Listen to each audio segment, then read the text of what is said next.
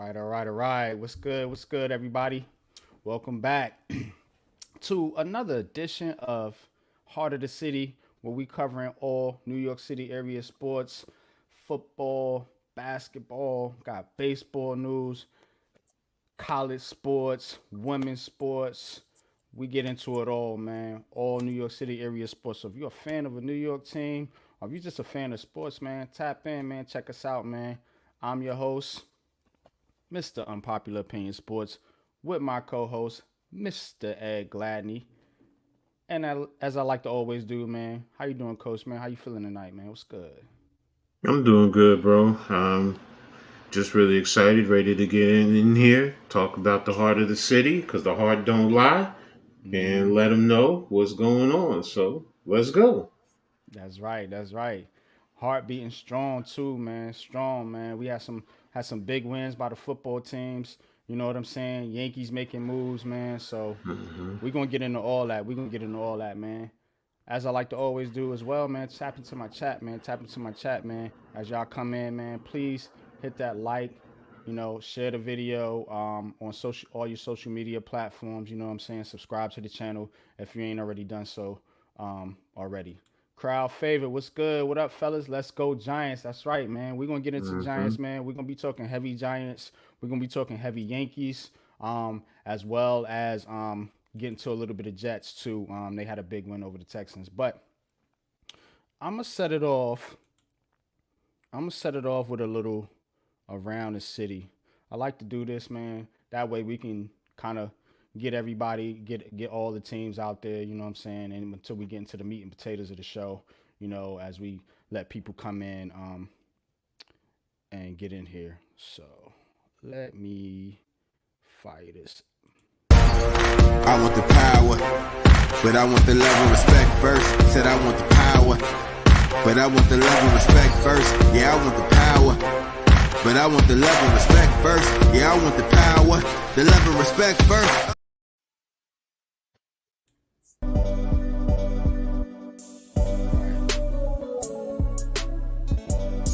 Let's get into this, man. Let's get into this, man. Got my beats on. Let's go. Let's go. Let's go.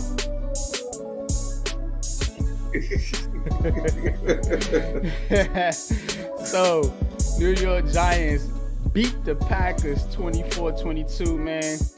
My man Tommy Cutlets getting it in, man. Getting it in, man. Tommy Cutlets, man, doing his thing, you know what I'm saying? So, hey, look, man. The Giants needed this win. The Giants were still in playoff contention. So, big win Monday night. You had Reggie Bullock Randy Bullock, whatever his name is, kicked the game-winning field goal. So shout out to the Giants, man. Great win at home in the front of the MetLife crowd. So, Coach, we're going to get into this game deeper, but what's your initial thoughts, man, on this big-time win by the New York Giants? It just continues, number one, to show, first and foremost, everyone who was saying that the team is going to be tanking. You see right there, they're not tanking. This team is not about tanking for draft picks. They're about going out there and winning. Plain and simple. You're playing for each other. You're playing for the people in the locker room, the organizations. If the fans aren't with you, then so be it. But for those fans who are with them, they're rocking with them. So, that's the big thing. I mean, you're seeing what the overall what this whole coaching staff is doing. I mean, there's been a lot of criticism, rightfully so, wrongfully so, whatever. But you're seeing what these guys are doing with these players. I mean, come on, you have to give Dable, Kafka, Shea credit for what they're doing with DeVito.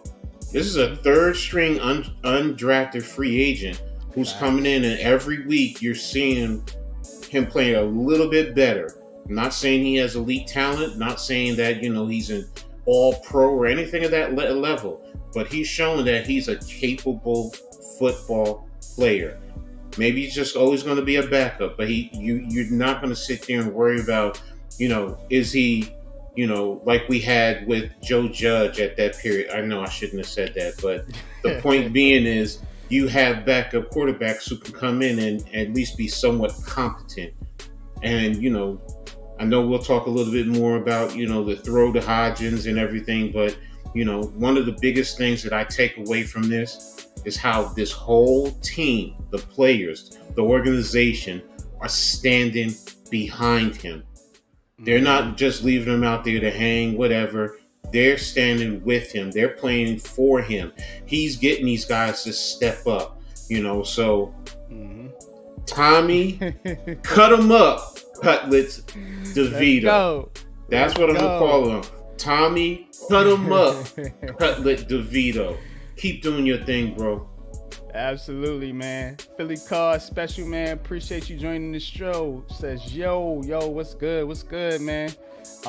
Big Pat in that building, man. What's good with you, bro? Says, what up, fellas? I'm still hyped with the Monday night victory. Me too, bro. You know what I'm saying? I had the pleasure to call the game with my man Pat, man. And yeah, man, we were stunned, man. Both of us. Salute. Wells. Appreciate you, man. Appreciate you joining the show, man. You know what I'm saying? We about to turn up tonight, man. But we got some housekeeping to do, so let me get into it. This is Heart of the City. We got to show all the teams some love. How about these Jets, man? How about these Jets? Jets stomp all over the Texans and C.J. Stroud, pressuring C.J. Stroud. I think they sacked him about 4 times. Zach Wilson, hushing the critics for a little bit here now, throwing for 300 yards, 2 tutties. You know what I'm saying? No picks. So, hey, man, Jets still got a long shot to the playoffs too, man. Not a lot of people talking about that. You know what I'm saying? But what's your thoughts on this this victory, man, and the Jets, man? Bringing C.J. Stroud back down to earth. Look, it's not a matter that it's the Texans. The Texans were doing something. They were, they've been going out there and they're quietly showing that they're, a decent team, and that was an impressive win. And I have to be honest. That was an impressive win. The way they played and the way they went out there. I mean, it was just every time you turned around, and then Wilson. What can you say? I mean, yes, New York City has been waiting. Jet fans have been waiting. And could this be the breakout that they have been looking for? Because the kids showed that there is something there. And, we'll see what happens from going forward. But, right now, I have to tip my cap to the Jets. They did their thing. Robert Saleh, everyone, back off. But like I said, Zach Wilson, and of course the defense. What more can you say? That defense just, they legit. They for real. Exactly. I mean, Two even good defenses in New York right now. Yes. Like, both these defenses cooking. Basically. So, respect to the Jets this weekend for what you guys did. So, yeah, much love, man. Much love to the Jets, man. You know what I'm saying? To all the Jets fans out there.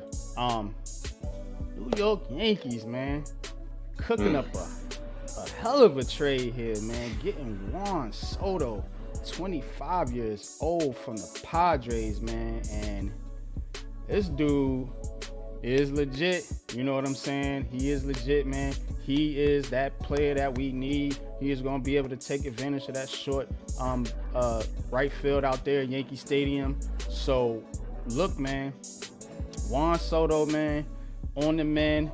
Now, the question is, can they do it again and get the top pitcher and Yoshinobu Yamamoto? I did my best to say that. What's your thoughts on this trade, Coach? Well, I mean, of course, Juan Soto, I mean, yes, you can question, did they give up a little bit too much, for them? What's good? But sometimes you have to, sometimes give up some things. And, realistically, for the opportunity to have a player like that coming in here and what he does to the lineup, first and foremost, he helps protect Aaron Judge. I mean, you really could not count on Stanton anymore, but he just adds to the lineup. So, now you think about it, you're pushing Stanton down to maybe the 6th or 7th position. That's a good, that right there in itself says, wow, the lineup is probably going to be scary. So, but yeah, the next phase is, getting some good, a quality number 2, because then everyone else will follow through, will fall in place from there. And then that changes the whole dynamic of this team. So, getting Soto and, bringing him in, and hey, could this be the opportunity for the Yankees to, introduce themselves, Yankee fans, Yankee Nation? He has family and friends in the area, so it's not like he doesn't know New York. So, can you get him coming in? And hey, there is that new strategy with contracts. Hint, hint. Could that be a precursor to saying to Soto, look, well, we could do this or that? So, but we'll talk about that a little bit later. We're gonna get into that. We're gonna get into that. That's a good tease, man. Yeah, man. What's good though? Mosley, what's up, man? Check it out. Now, a little bit of Mets news here. The Mets are in these rumors as well as I talk about the Yankees. I'm just more familiar with the Yankees. But the Mets are in these rumors as well for Yamamoto too. So got to keep an eye on the Mets. They were in the Ohtani trade talks as well. I mean, signing talks as well. So ended up going to the Dodgers, but they lost one of their prospects here, Ronnie Marcio, and it's a big loss because he was going to compete for that third base spot in the starting lineup. Kid's only 22 years old, so prayers up to him. Shout out to him. Hope he gets better, man. But big time loss for the Mets, and yeah, man. So that's what I got on the Mets right now. New York Knicks beat the Raptors last night, 136-130. Randall put up 34 points. Had one of his better games this season. But the big news with the Knicks, man, Mitchell Robinson out with the ankle surgery now, looking at 8 to 10 weeks minimum before he can get back. So, Coach, you the Knicks fan, how you feeling about this? I mean, number one about the win. Congrats on the win. Julius. Okay, Julius is Julius. He seems to be getting hot, so can he continue? Everyone else, is starting to fall in place. In that game, I will say this. Quentin Grimes put up some numbers for a change, coming off the bench, so, it's a good there, but the loss of Mitchell Robinson is big. I mean, that's offensive rebounding, that's rim protection. I mean, teams basically didn't want to always penetrate down the lane because you knew Mitchell Robinson was there. So that changes. Yes, you're going to put Jericho Sims, because that's what they did. They put him in the starting lineup. He's not a scorer, but, he's athletic. He's still young and developing, but now it's going to be the time to really see, and where does this team go? Because, for the most part, it's been said that they need a superstar. Really, they really do. But, what does this do right now in the long run? So, I mean, he's supposed to be out with 6 to 8 weeks. That's a lot right now. Mm-hmm. So, but, we'll see what happens going forward. Yeah, man. Shout out to Mitch Robinson, man. Hope he heals up, gets better, man. I like Mitch Robinson's game. I like seeing him play out there. Just as a basketball fan, the things he can do on defense is unmatched right now. But so big blow for the Knicks, man. But hopefully they can right the ship. Nets lose late last night. I was calling the game, so I didn't really get to watch it. But the Kings hit a franchise record 25 threes. Wow. Nets defense has been not good, to be nice about it this season. Offensively, they've been really good. Defensively, they have not been good. And coming into the season, that was the thing that we thought as Nets fans was going to be our defense, was going to be our strength, and it has not been the case, man. Kings lit them up last night, and they got a tough test tomorrow against the Suns, man. So we're gonna have to see. Nets gonna have to put it together. Not having Lonnie Walker, the fourth, coming off the bench is a big deal too, you know. And of course, no Ben Simmons. Get nothing from him. So, you know, hopefully the Nets can stay afloat. They got this tough West Coast swing, and then I think on the 20th, they're back. The Knicks and Nets are both on the road right now, just so y'all know. And when they both get back, they'll be facing each other. So that's how it's going to go down in the city. Only one team playing tonight in the city as far as the four major sports, and that is the Rangers, and they are getting whopped 4-1 right now. A lot of people calling for Igor, the goalie. They want to put Quick in there. He's been up and down a little bit, so we'll see on the Rangers front how that goes down. But Rangers still in first place in the conference. Can't be too mad about it. They are the best team in the city right now. And that's going to do it for Around the City. Now we're going to get into the meat and potatoes of this thing here.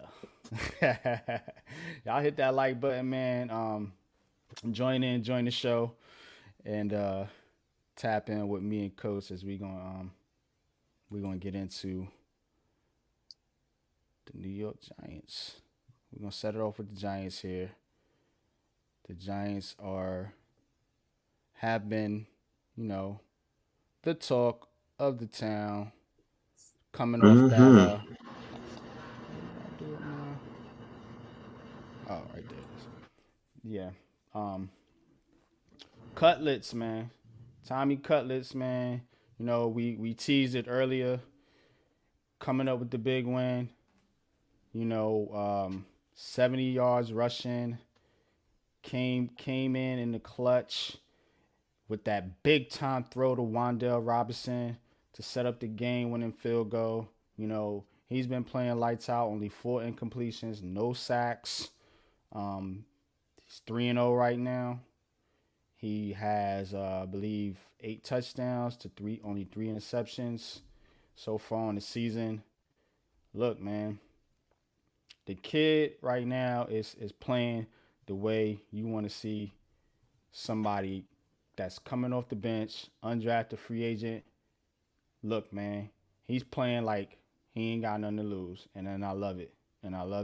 Playing with confidence, you know, no fear, you know.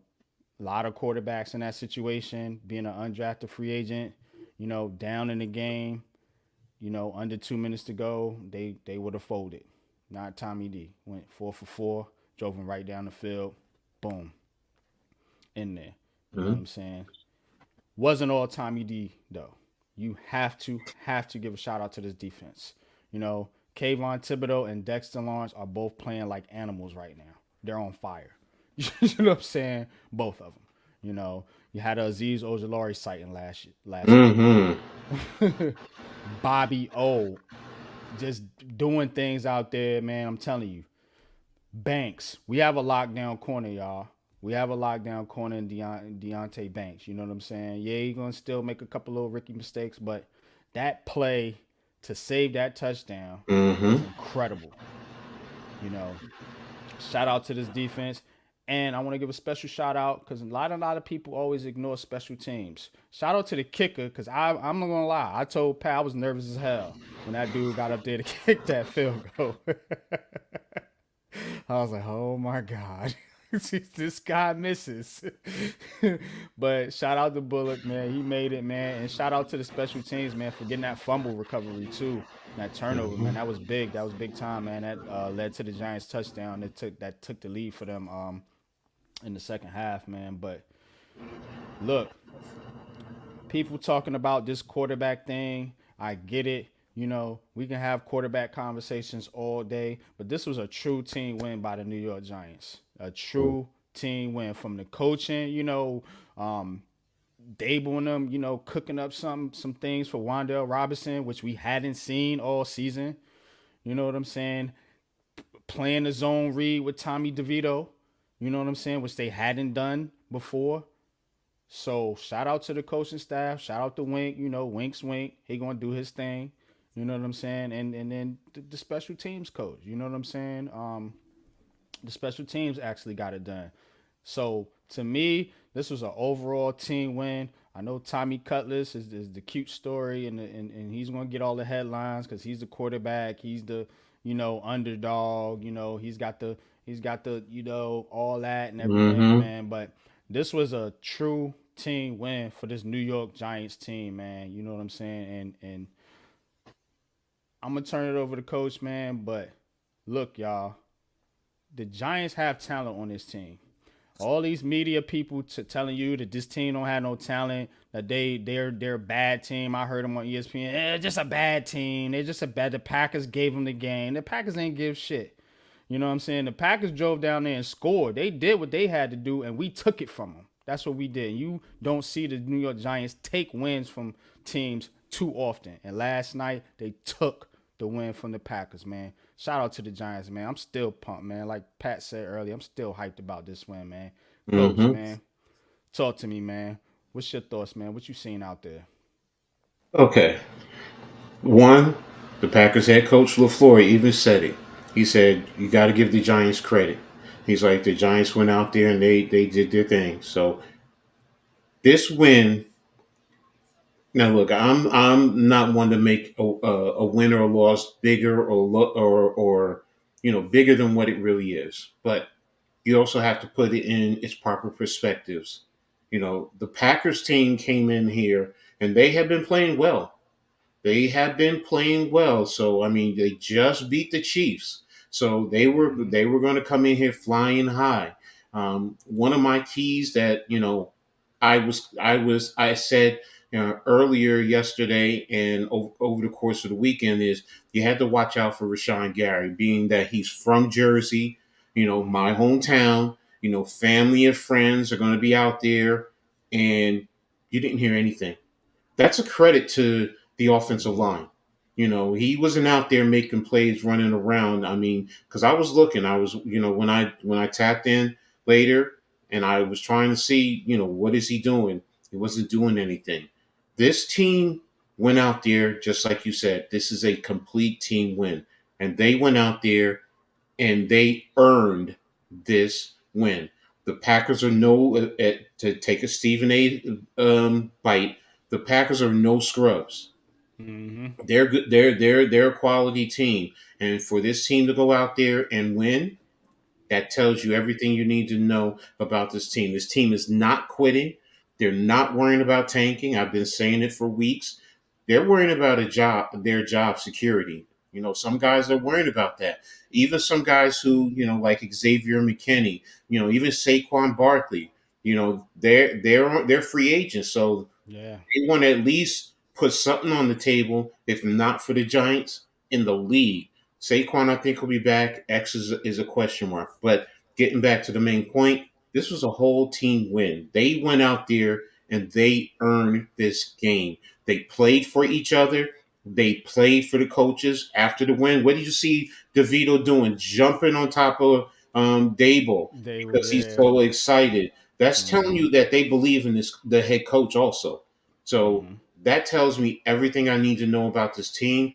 They're fighting, and they're not going to sit here and say, "Oh, we're just going to go out and go through the motions." We're going to do what we need to do, and we're going to earn our wins. We're going to take our wins, and if you beat us, you beat us. Plain and simple. Right. You're going to have to earn your win playing the New York Football Giants. It's not an easy cakewalk anymore. So I'm proud of that. I'm proud of what I'm seeing. Same offensive line every week now for the past few weeks. They're starting to gel and go out Mm-hmm. there and play together, open up running lanes. I love the fact that you bring in yeah, I keep calling it chicken legs. Glowinski. Glowinski. Yeah, you seen him on And that touchdown run with yes, Barkley. Yeah, he came and across and pulled yes, and opened that lane exactly. up. I seen that. Yep. Exactly, and that's the point. You're when you go with the big offensive lineman for the tight end spot, that helps in the run game. That gives a little bit of extra protection. Yep. Giants ran for over DeVito, 200 yards yesterday. exactly. And the one thing we were watching earlier was he was getting sacked. No sacks last night. He was getting rid of the ball quicker, and anytime he was in the pocket, he was able to deliver a pass downfield. So. This was yes, I'm getting putting a little bit more emphasis into this because this is an important win for the Giants. It's saying that they're still fighting to try and make the playoffs. Ladies and gentlemen, I'm not saying that they're going to, but if they win out all the rest of these last 4 games, they're in the playoffs. Oh Think yeah. about that. Mm-hmm. This team is literally a half a game out of a playoff spot. Mm-hmm. But Yeah, one game back.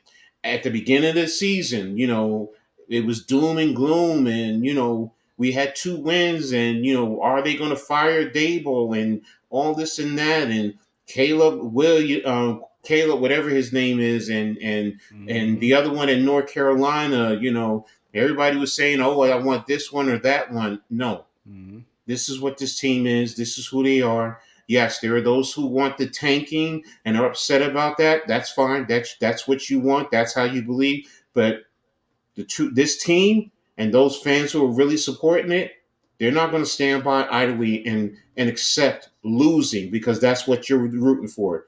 You're looking for a team to lose, and this team is not trying to lose. They want to win. So I rambled enough.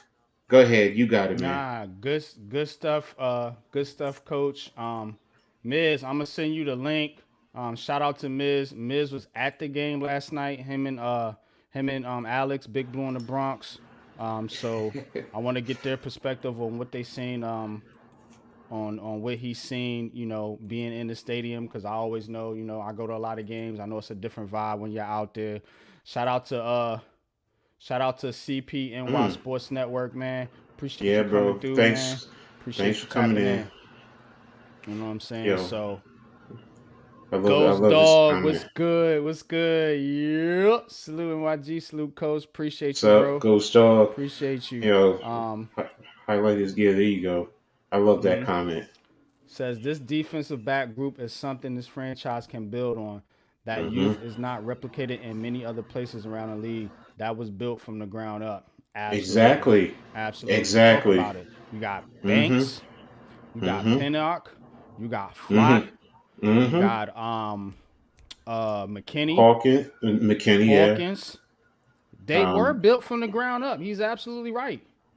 Only exactly. free agent is Dory Jackson. And he probably is gonna be out of here Exactly. next year. No, you got McKinney. McKinney's a free agent after this year. I mean, as far as who they brought in, Okay. all Gotcha. these Gotcha. guys, Yes. were the Giants players. Well, Pinnock came from the Jets, but yeah, Mm-hmm. our young secondary is built from the ground up, like you said. Mm-hmm. That's a real Exactly. statement. Exactly. So I would Yeah, love no doubt. Tommy. Yeah, I would love Tommy in South Philly. Yeah, okay, Philly special. Yeah, yeah, yeah, Yeah. yeah. It We're ain't gonna be seeing happening.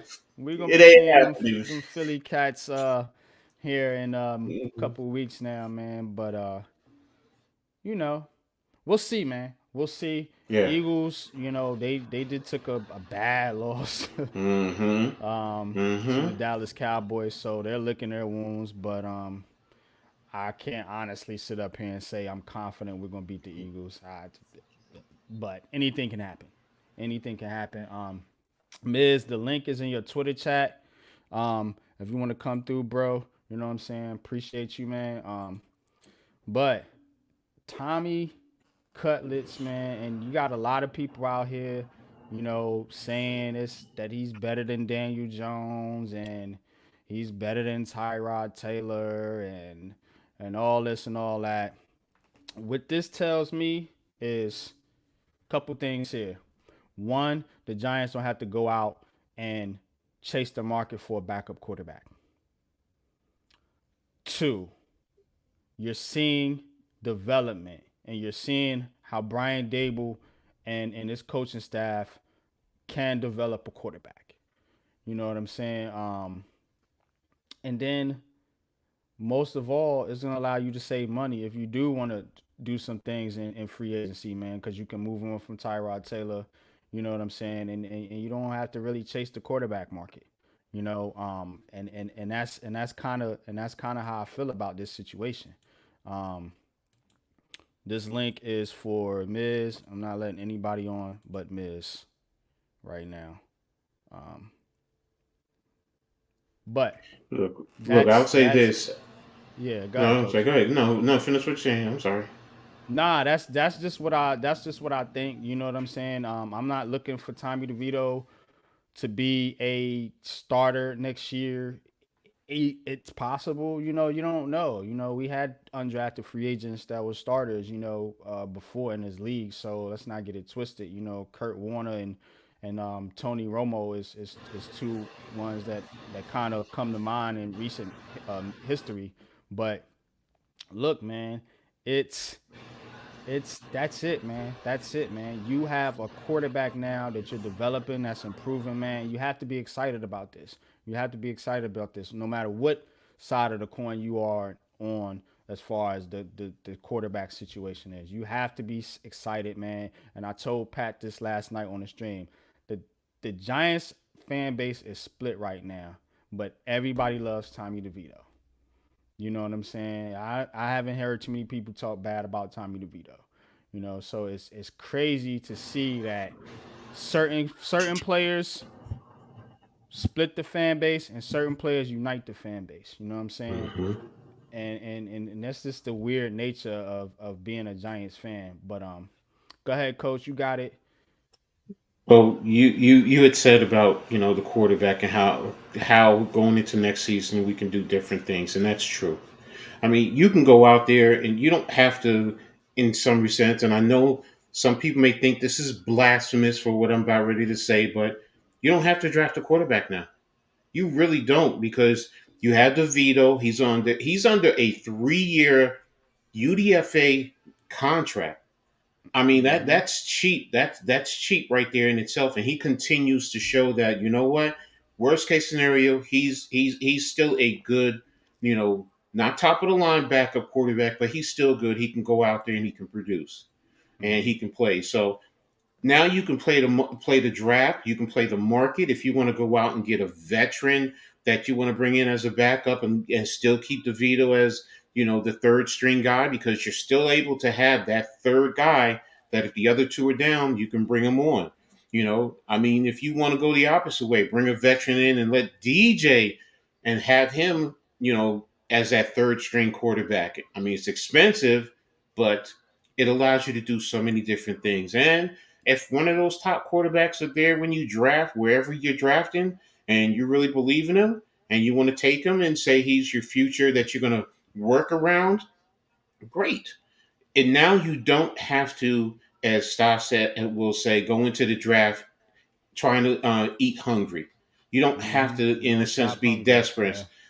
So it leaves you situated in a very good position. And one big factor, I'm gonna keep coming back because most people who know me know I always talk about the trenches. Remember, Mm-hmm. this offensive line has been together now consistently for the last 5-6 weeks, and you're seeing improved play. And when you have improved play with the offensive line, it allows the quarterback to do their job. It allows running backs to be able to run the ball. It allows receivers to be able to work a little bit longer and get open downfield. You're seeing that now because the offensive line, they're not rotating guys in and out. They're now playing together and he knows what he's doing on the right side of him. He knows what his teammate is doing on the other side, and now they can work together. They work in conjunction, picking up stunts, working on double teams to get down to the second level. So Mm-hmm. and that's the good thing that you see, and it allows a quarterback, whoever the quarterback is, if Yeah. it was Tyrod Taylor, you're not worrying about them getting those crazy hits, and that's really Mm-hmm. what it boils down to. So, but that's all I wanted to say about the quarterback. What's up, Niz? Hey, what's going on, Coach? Miz, What's up, what's NYG? good, man? Thanks for letting me on. What's going on? How are you guys? How was the game last night, man? How Oh, was that environment in the stadium, man? How'd you feel, man? last night's game was a treat, man. I didn't expect it to be such a great game, man. That game was intense. Oh, stadium had energy, big time, man. Especially as the game went on, fans banging on the seats. Me and Alex had a good time together. I don't know how I ended up with Alex, but it worked out good. And um, I don't know. The stadium had energy. The Giants had to feel like they were going to win all game. It had an old school feel to it. It was great. The stadium was loud on third downs, on defense, Mm-hmm. and and this kid DeVito, man, I'll tell you the truth. There's something about him, man. I'm hoping we got something with him. He's got moxie, he got energy. He's bringing fire to the team. The players around him are playing hard for him, and he's got swagger and he got a confidence. It matters. It Mm-hmm. makes a difference. He's get poised. His dude, his awareness in the pocket is damn good for a kid. Yeah, When he it's decides to go, he tucks the ball and then he goes. There's no Mm-hmm. double thinking or pump faking 6 times. His throws, I see a difference. A lot of people may not like this Jones supporters, but there is a difference. He leads receivers with his throws. He doesn't make them stop and turn around. And that's a because the last few years we haven't been getting a lot of yak. And you seen this kid last night lead receivers, especially on those post routes to Wandell.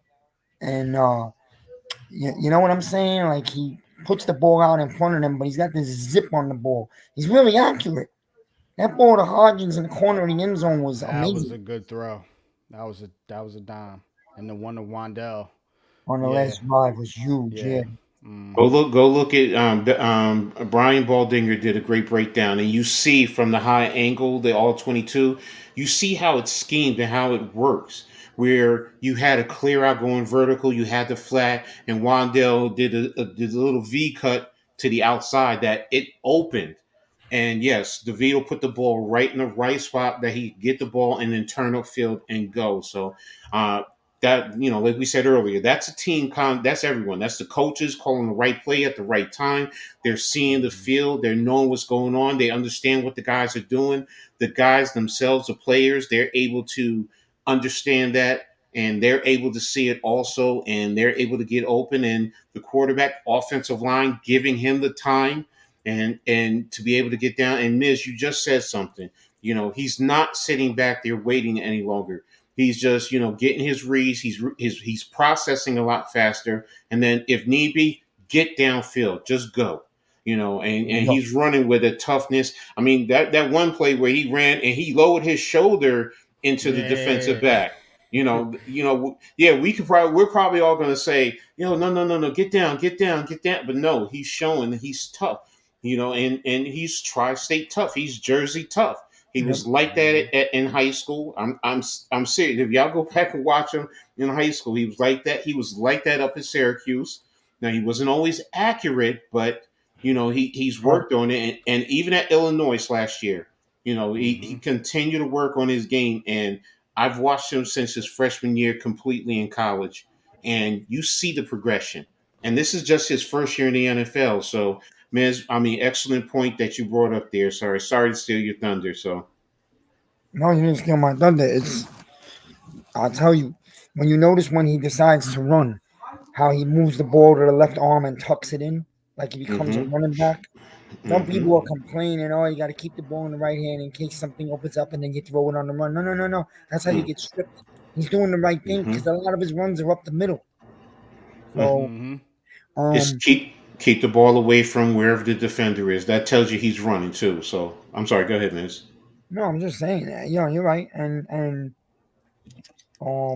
what I was gonna say is his just like his pocket awareness, man, his sense of when it's time to go and how he knows how to shift left or right around defensive players. It's this But did you kid's see you seen that improve from the first couple games where what I'm saying, it seemed like he had very little awareness to now, what I'm saying, in this game where he's seeing it. He's starting to see it. He's starting to see the rush. You know what I'm saying? Like right. before it was like, okay, he wasn't quite seeing it, in those first couple of games, and that's what I was talking about, Miz, as far as developing a quarterback. You know what I'm saying? You see the guy developing, you see him getting better game after game after game. Tommy DeVito has 70 rushing yards yesterday.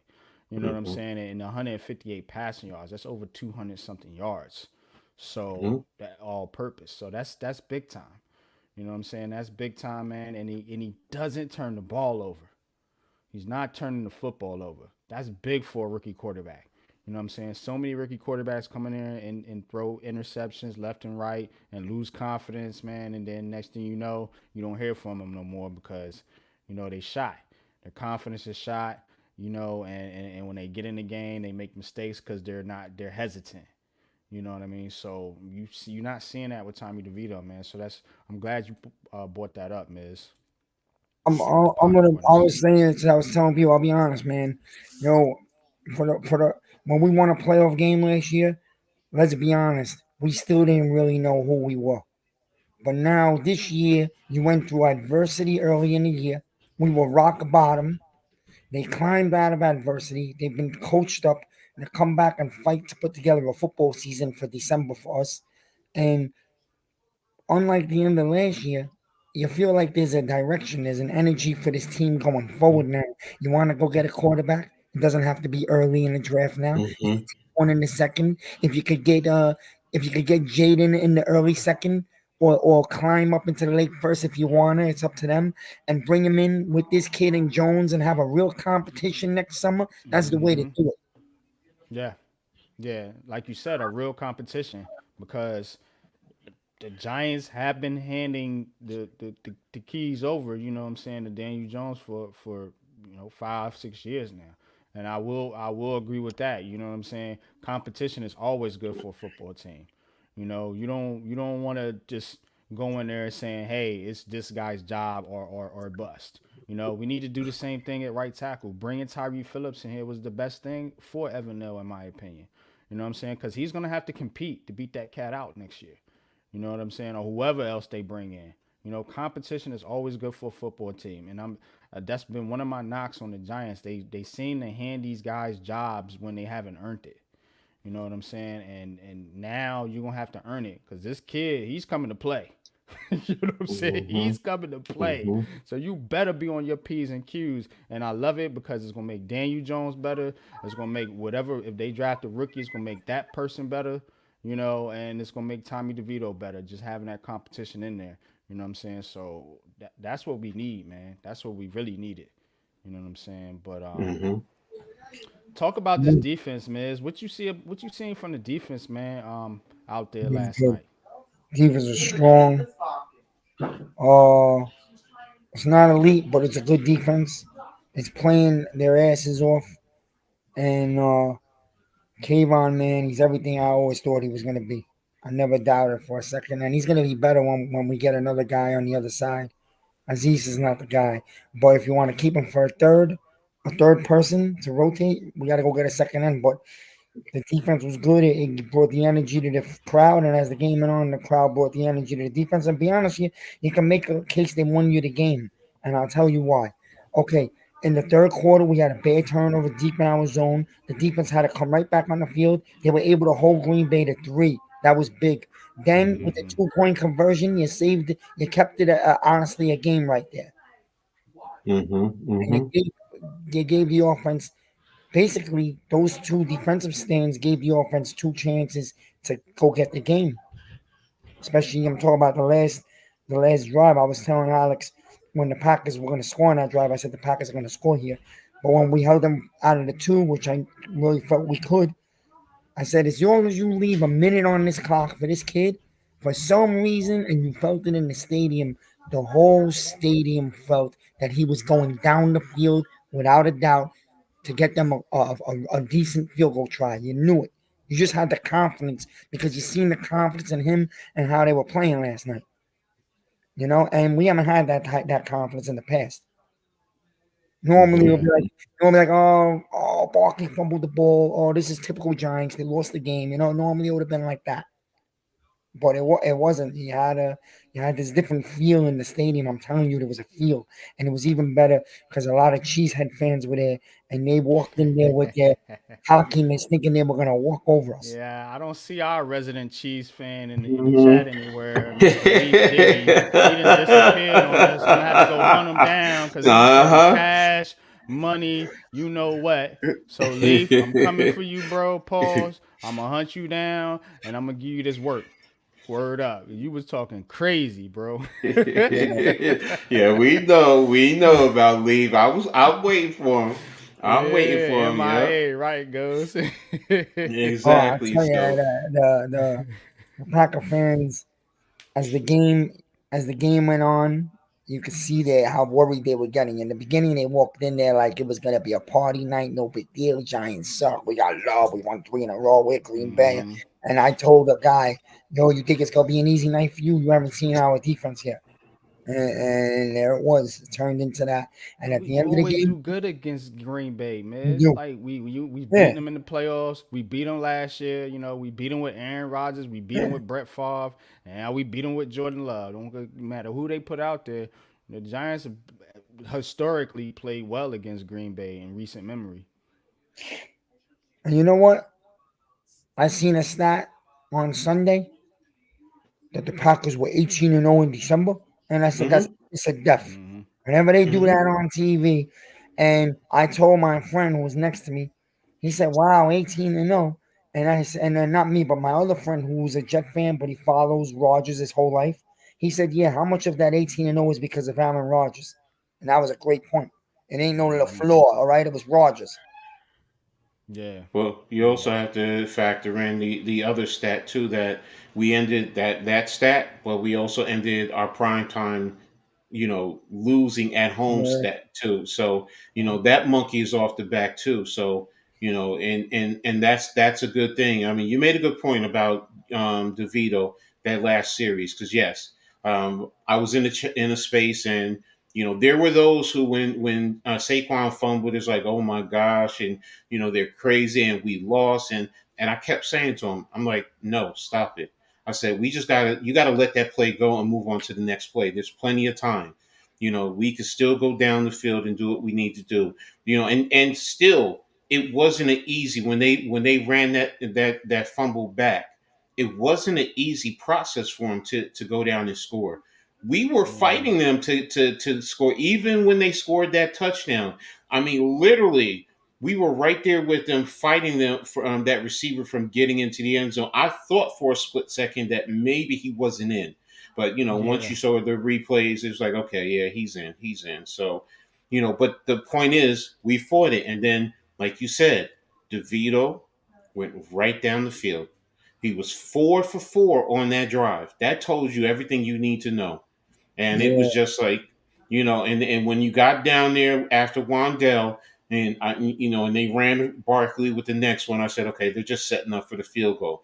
Because in some regards, could they have probably tried to go for a touchdown? Yeah. But then, okay, then you're going to go into the argument: do you leave them any time, or putting the ball in harm's way? I did agree with the fact, just kick the field goal, because it was a 37 yarder, so you were literally there. So, but the point being is, those fans that were in that space, that were, oh my gosh, doom is gloom, and I kept saying, no, stop it, just move on to the next play. And one of them said, okay, coach, I'm with you. But you could tell he was. And then after the game, you could hear how excited he was, and it was Hmm. just, look, that's the thing. I get the feeling of what you've been through, but I guess as an old head, I've seen the '70s. Y'all ain't seen misery. I mean, I've seen the Joe Pisarcik debacle where Herm Edwards, you if you take a knee, you win the game, but you try to run it and it fumble, and Herm picks it up and wins it for those Beagles down in Philly. So, it's now it's like I've seen 4 Super Bowls, and maybe I'm a little bit too arrogant. It's like, okay, 10 years, whatever. I mean, we're going to get over it. We're going to move forward. We're going to rebuild. We're fine. We have the right coaches. I have faith. We just got to get a couple of players here or there and continue to build what we know can be eventually a championship caliber program. That's me. You want to call me delusional? Call me delusional. But I've seen it before. I've seen it before. And I've seen us build. Parcells, his first year, what most people don't know, his first year, fans wanted to fire him. Yeah, Think I about bet. that. They wanted to fire Bill Parcells his first year. But then he turns around and within 4 years, he wins that Super Bowl and everything changes from there. So I'm saying the same thing here. We have the right coach. We really do. So it's just, you know what? I get it. New York City. I get the patience. I get the immediacy we wanted. That's fine. But I'm telling you, you know, as an old head, it's going to come. It's going to come and it's going to be like a pimple when you keep squeezing it, and it finally erupts. And it's like, boom. And then you feel such relief afterwards. Kind of the same thing. Once it get going, because remember, it wasn't too far off. We were there, and we got those Super Bowls, and Right. yeah. Yeah, So and yeah, Miz, you there with me too, so you know what I'm talking about. I know. now They'll come out of it. people. When they come out of it, they usually be good. It's a Mm-hmm. Giants history. Their Super Bowls come in twos. I'll take that. Hmm. Yeah, Two There out of you four go. years, twice. Mm-hmm. Exactly. But that's what I and was saying, man. Because the Giants, I want to look at it this way. Because the Giants went through a rough first half of the year, a real rough first half of the year, Mm-hmm. I think these Mm-hmm. kids are now Mm-hmm. growing. They're learning the hard way how to win Mm-hmm. games. And that makes mm, you a championship later, 2, 3 years down the line. You know what I mean? A lot of How to young people handle don't get that. adversity. They don't get that today. They want instant gratification. Win today. We got to get that hot looking, sexy QB from USC. No, not really. You know what I mean? You don't have to No, get it. you're. Coach is right. You really don't need to get any quarterback in this draft. I would bring one in the second round and create a nice competition here. But you don't have to. I'm not taking one if we're drafting 10 or 11. I'm not. I'm looking for the tackle or the defensive end from USC or just some impact player on the scrimmage again, to be honest with you, in the trenches. yeah, That's just me. we have to keep building in the trenches, man. Like you said, because despite Tommy DeVito's heroics, he still got pressured on 48% of his dropbacks. So I mean, the line is still. And me and Pat was watching it. They weren't getting no push hardly in the running game. You know, set for maybe a couple of plays here and there, but this Giants team isn't fixed. You know what I'm saying? Just because Tommy DeVito But you're is playing starting to see a well. direction, right? And Yeah. that's positive. Mm-hmm. And it looks like I'm not gonna say it's completely this kid right now. The city's all hyped and it's a fun story because he's a hometown kid and the Italian thing and all. It's fun, but they are. It seems he's helped them start to turn a corner as a franchise. It looks like it. Like they're playing with more confidence and a little swagger. So, just keep moving the O line. And I'll be the first one to admit, for the first time in my entire life, I fell off the wagon and started to root for a tank. Never did that in my life. The day me and Pat got into it. Because I was tired of losing. And really, I had one name in mind, and it was Drake May. And we're not getting that. So, but I realized this team has re-taught me a lesson. That tank shit is bullshit. I'd much rather have these kids fight for their season, give me meaningful game in week 17, 18, and it's going to create a team with experience for next year. It really does. It's going to lead into You next year. gotta think about how you honestly feel. You know what I'm saying? When your team wins and when your team loses, how do you honestly feel? I Like hate when it. the Giants lose, I feel bad. I don't like it, Right. yo. You know what I'm saying? So how could I ever root for this team to lose? Cause I'm rooting for myself to feel like shit. You know what I'm saying? So I don't. You know what I'm saying? Like we was like, yo, we was fucking like excited as hell after that win last night, me and Pat on that stream, man. And that's how a real fan in my era, And you guys' era, that's what we know. Root for the team. When they win, you're pumped. I can talk shit today. I can talk crap to Leef Diggy or any of these Packers fans. You know what I'm saying? Instead of putting your head down, taking all this crap that this team been taking for this whole season. Every fan base joking you, talking crap about your team. You know what I'm saying? Just dragging the Giants through the media. You know what I'm saying? Now today on national media, everybody, oh man, this Giants team. You know what? Y'all stay over there, cause when we get good, that's when I'm gonna say, told you. You have to be patient. You know what I'm saying, and root for your team, man, because I thought that's what being a fan was about. I didn't thought being a fan was so analytical. Like where these fans come from? These analytical fans. Well, the percentages say if you take a quarterback in fifth and then you take a quarterback in sixth, and the percentages say that, like, I don't care about the percentages. I care about football. I care about winning football. I grew up in those Giants eras. For the 4 Super Bowls, I was alive for all 4. So look, I don't get with this losing mentality. I don't get with it. I really don't. You know what I'm saying? So a lot of these fans that want the tank and they want the quarterback, cool. You can want what you want. Doesn't mean you're gonna get it. And if you don't get it, what you gonna do? Switch teams? Because that's what I see a lot of them doing. And let's talk about this. This Giants team, I know people don't want to hear it. People think I'm delusional, but we're 1 game out of a playoff spot. After all we've been through, we're 1 game out of a playoff spot. Is it a long shot? Yeah. But it was a long shot for us to beat the Packers on Monday night, wasn't it? So you don't know. This is the NFL. This is the NFL, man. And to me, I'm rooting for my team until the season is over, until we moving on to the next season. And I'm going to keep rooting for them. Ain't nothing going to change with me.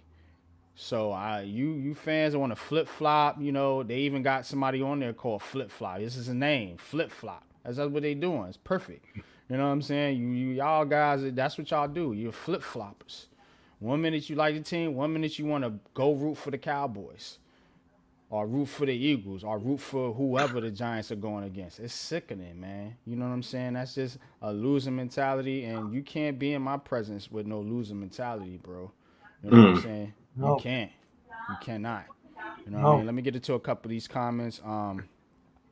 D Dan, what's good? Yo, BBK, what's up? Neymar, what's good? Tommy DeVito is my boy. Let's go, Tommy Salami. Got a victory yesterday. Tommy Salami, ice in his veins. D-Dan says, bought my tickets for the Saints game this morning, driving from ATL to see our Giants in action, man. That's what's up, man. You know what I'm saying? I hope you enjoy the game, D-Dan, man. You know what I'm saying? And be safe out there, man, and have fun, man. Root for your team.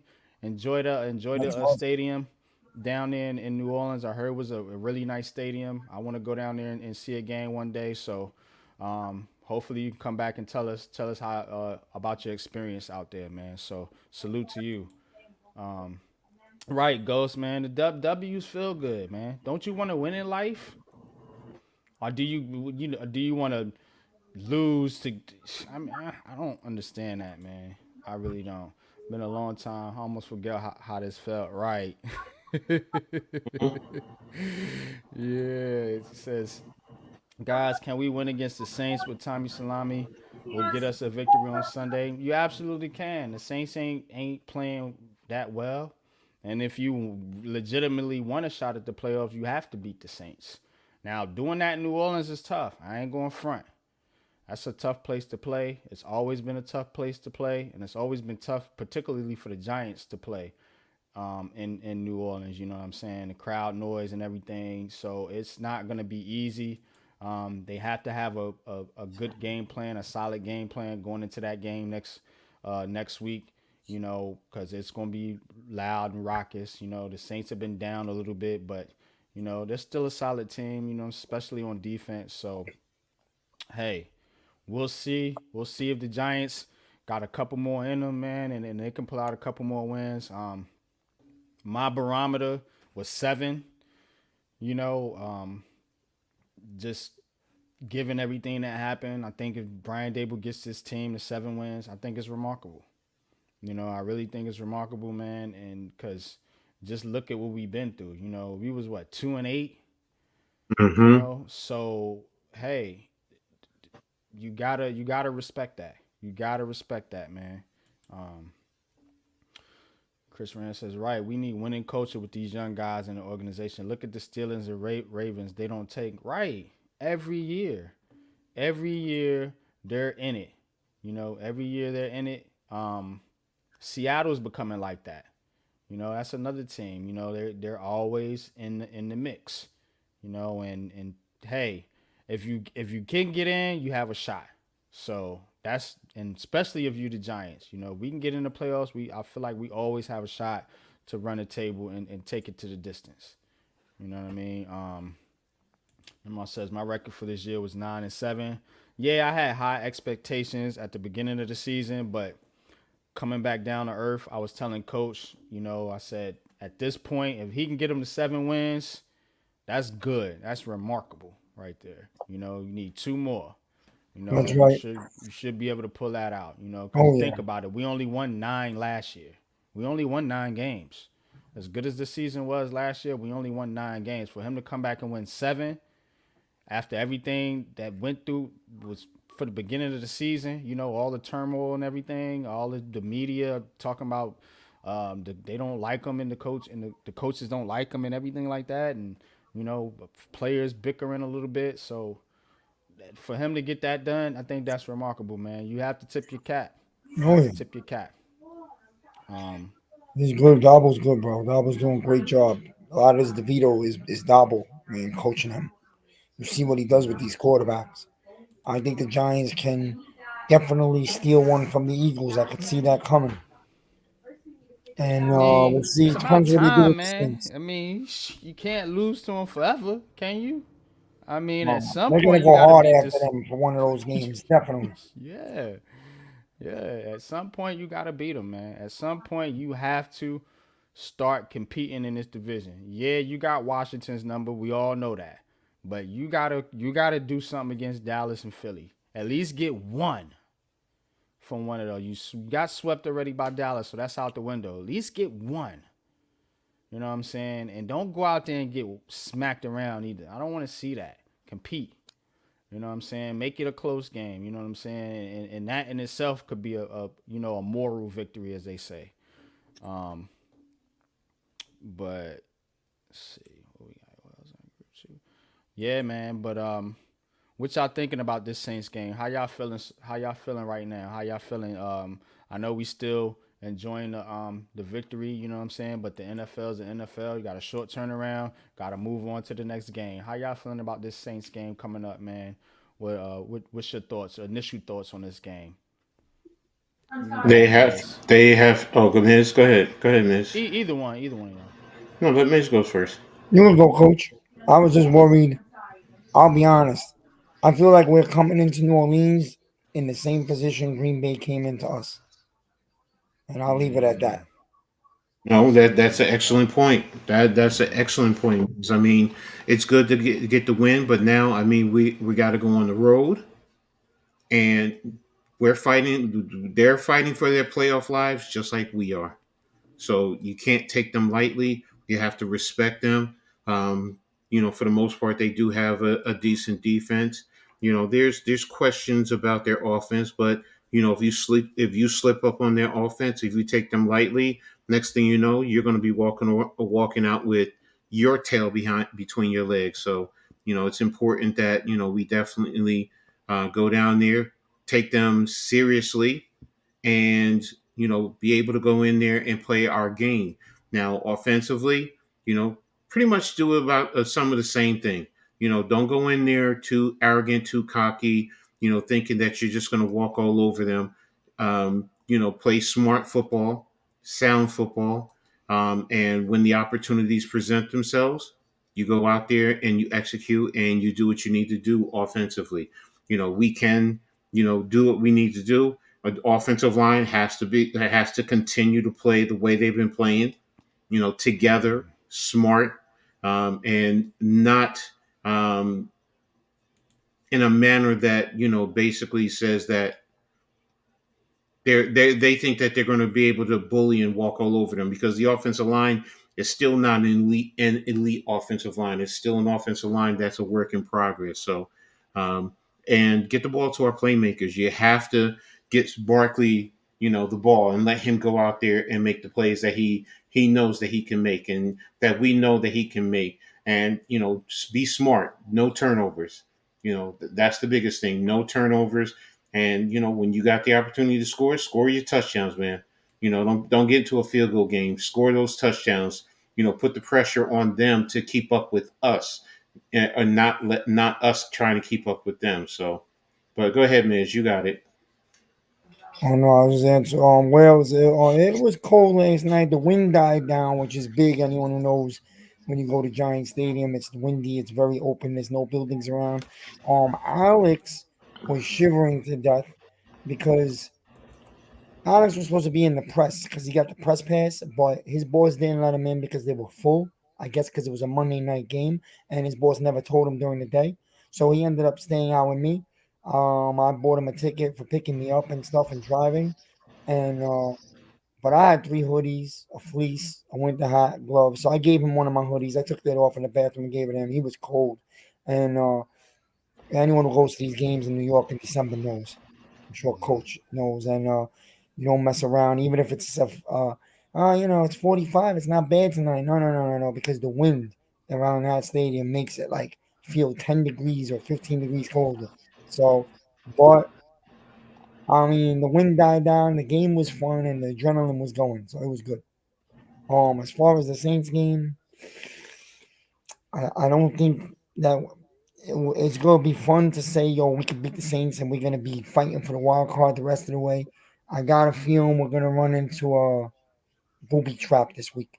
I got a feeling that we're going to be in a dogfight game, and and the Saints are going to view us the way we viewed Green Bay. Oh, the world doesn't think we could beat them. They're going to come in here and abuse us, And I think the Saints, like the Giants, are on high right now. They think who they are with this kid. The Saints are going to use that as inspiration, and I think it's going to be a tough game. So, it's nice to dream that we could run the table, but we got to be realistic. So we'll see what happens. I don't have a prediction on the game. I just think we're going to run into a much harder game. Like last night, we were the underdog, so you were in that role. Those type of games, a lot of times favor the We're underdog. still the underdogs. We're gonna be the But I underdogs think all I think now season. we're starting to think a little something about ourselves. So is the media and the Saints. We're going into New Orleans also. We don't have a good history there, but we'll see. I don't look at history for this game. But can we win? Of course we can win. But so could they. I look at it as a 50-50 game. You know? Yeah. Derek Carr starting. They do have Alvin Kamara. They do have Chris Olave. So they have some weapons there. You have to be Mhm. mindful of that offense, um, especially if they start to get the running game going. And you know what the Giants don't do well, and that's hold that edge. And that's what Kamara does very well in that Saints team. That's what they like to try to do. They like to try to get them on the outside. We beat them a couple years ago, and then in that game, you remember that Daniel Jones game. He threw a bunch of yards. So look, like you said, Miz, anything can happen. This is kind of a 50-50 game, but if you're the Giants, you know, you gotta play the way. See, they played last night how they were kind of playing last year. You know, with the zone read, and opening things up in the running game. And that's why they ran for 200 something yards. You see how the running game can get you going. When you can get that running game going, it can get you going. You know, and they gotta keep, you know, putting their foot in the ground and grinding out these yards in the running game. You know, because If you go back there trying to drop back and pass with Tommy DeVito in that stadium with that noise, with this offensive line, I could see a lot of mistakes happening. You know what I'm saying? So it's about what game plan that these coaches come up with. You know what I'm saying? And if they do that and they can control the game on the ground, they got a shot. They do have a shot here. You know what I'm saying?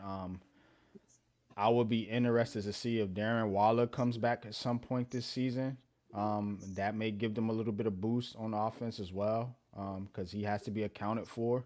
That could open up things a little more for Wandell, for Jalen Hyatt. How about Wandell Robinson? A lot of people talking about Wandell Robinson, man.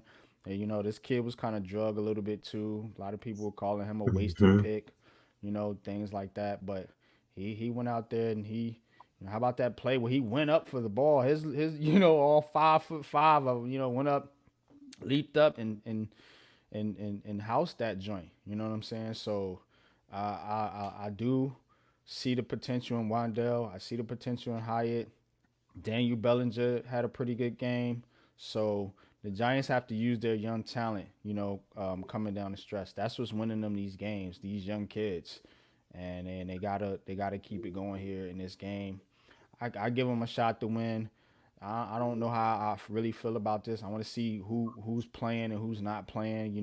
If Evan Neal comes back, maybe they can get the running game going a little bit better, because they that side with Phillips is they're not getting a lot of push over there. You know what I'm saying? So they do need Evan Neal. A lot of people were down on Evan Neal, myself included. But at some point you're gonna need him, because if you really want to run the football, you know what I'm saying, he's gonna help you in doing that. Tyree Phillips is just not a great run blocker. Good pass blocker, but not a great run blocker. And his Giants ain't at that point to where they're gonna drop back and throw the ball 50 times. So they gotta lean on that running game, and Evan Neal's gonna help you in that. So I want to see the injury report, but I'm kind of where you're at right now, Miz. A little bit of a 50-50 deal for me, being on the road too.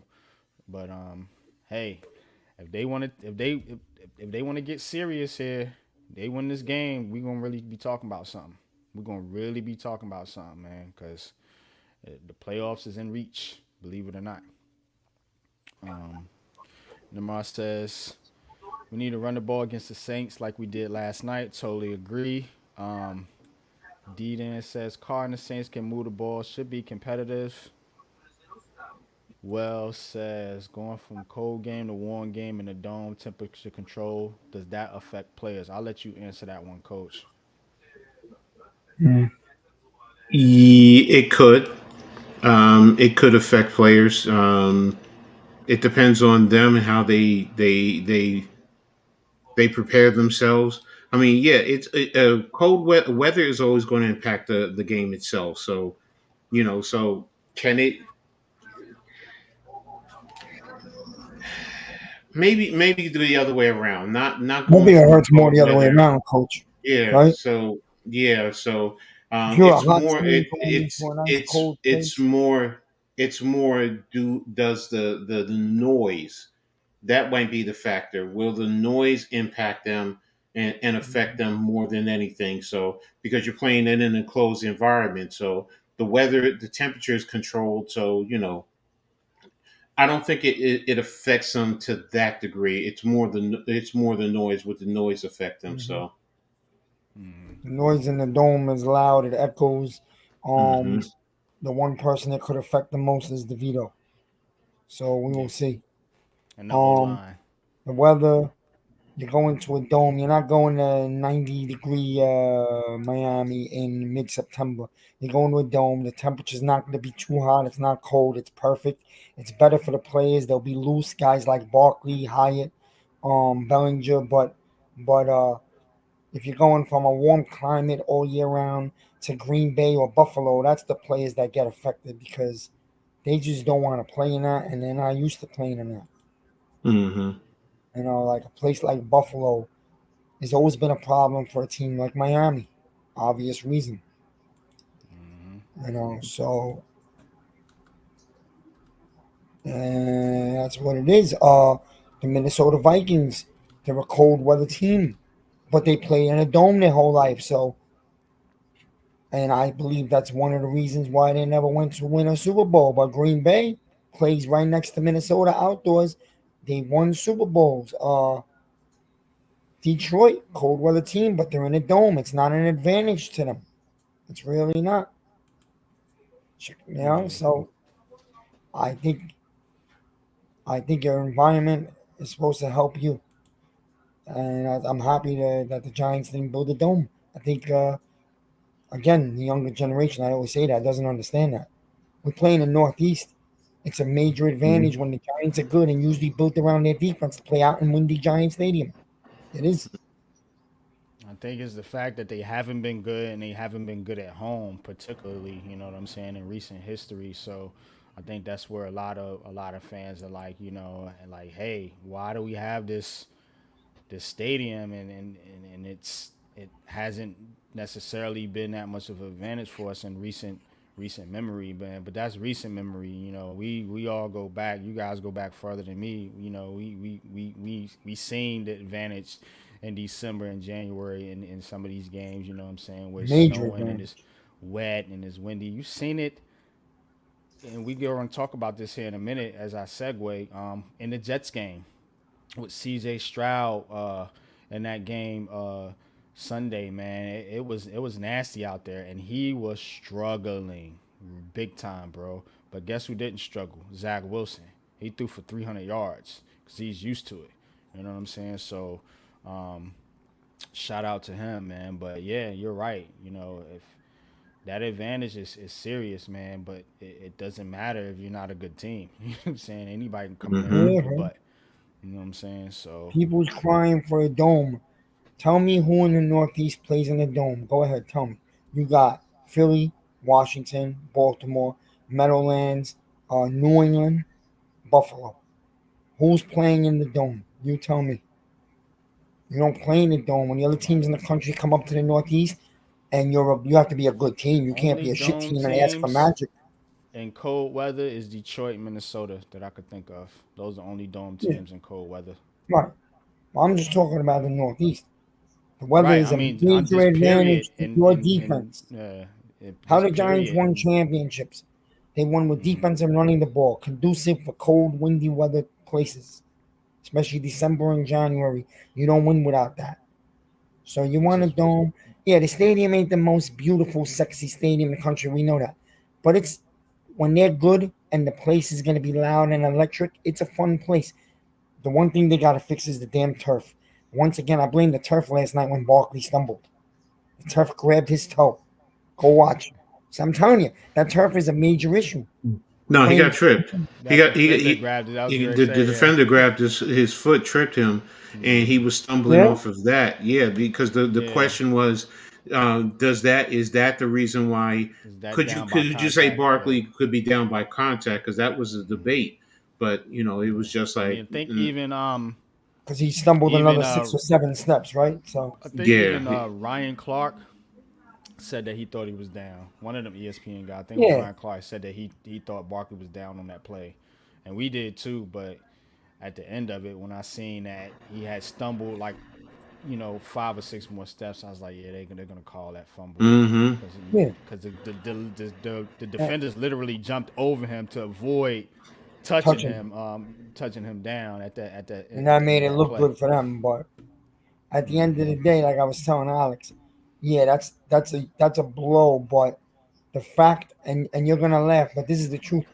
The fact that they picked up the ball by opportunity and took it back at 50, 60 yards was an advantage to us, believe it or not, Mm-hmm. because we were going to get the ball back with a minute so left. Yeah, Where if they yeah. started on our 10 and had to go 80, 90 yards, and they did, we would have lost. Mm-hmm. Yep. That's what I'm Nah, saying. that's So that's a things worked that's out a for a reason. that's a damn good observation right there, man.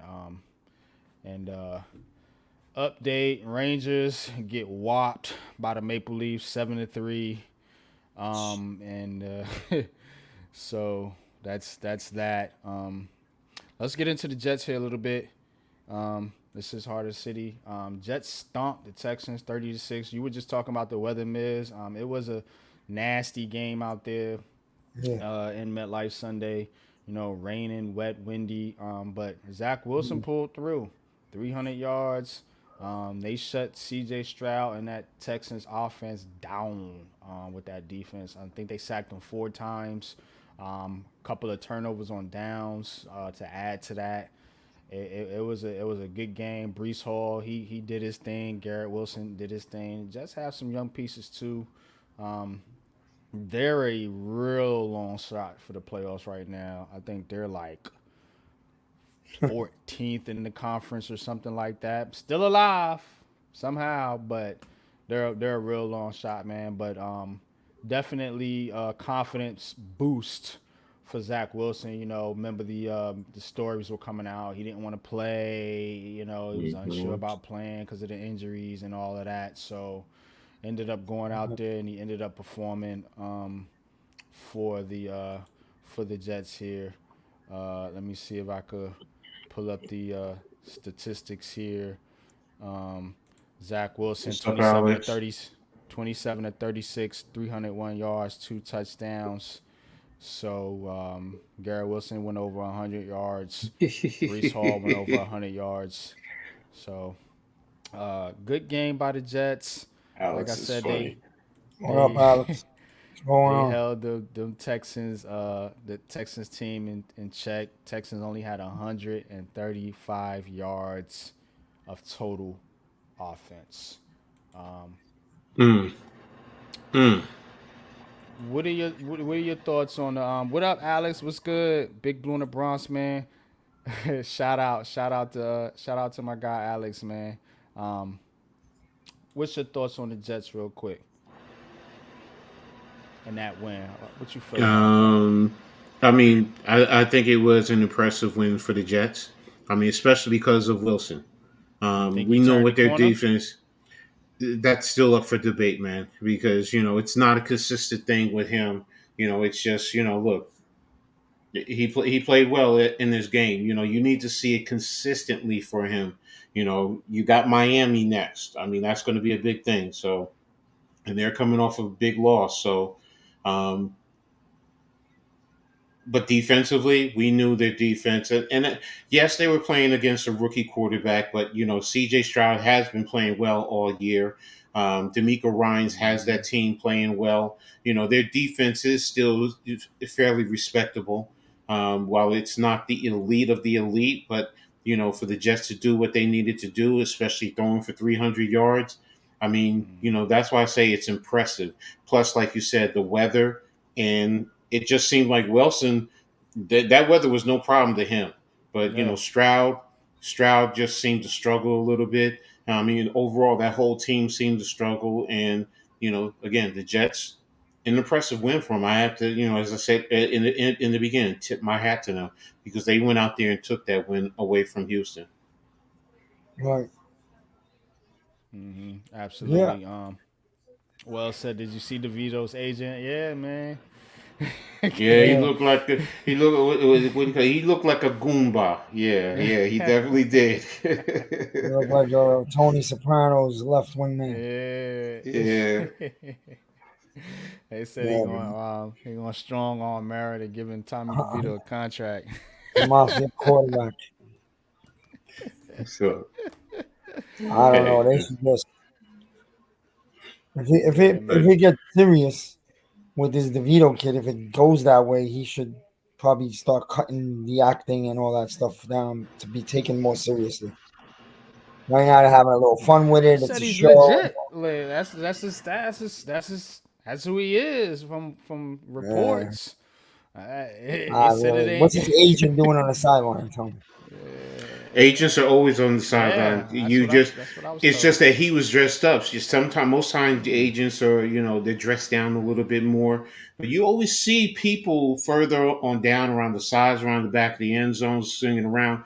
Sometimes some those are also, some agents and so on and so forth because they got to check on their investment. Their players are their investment. So so it's just that he was dressed up as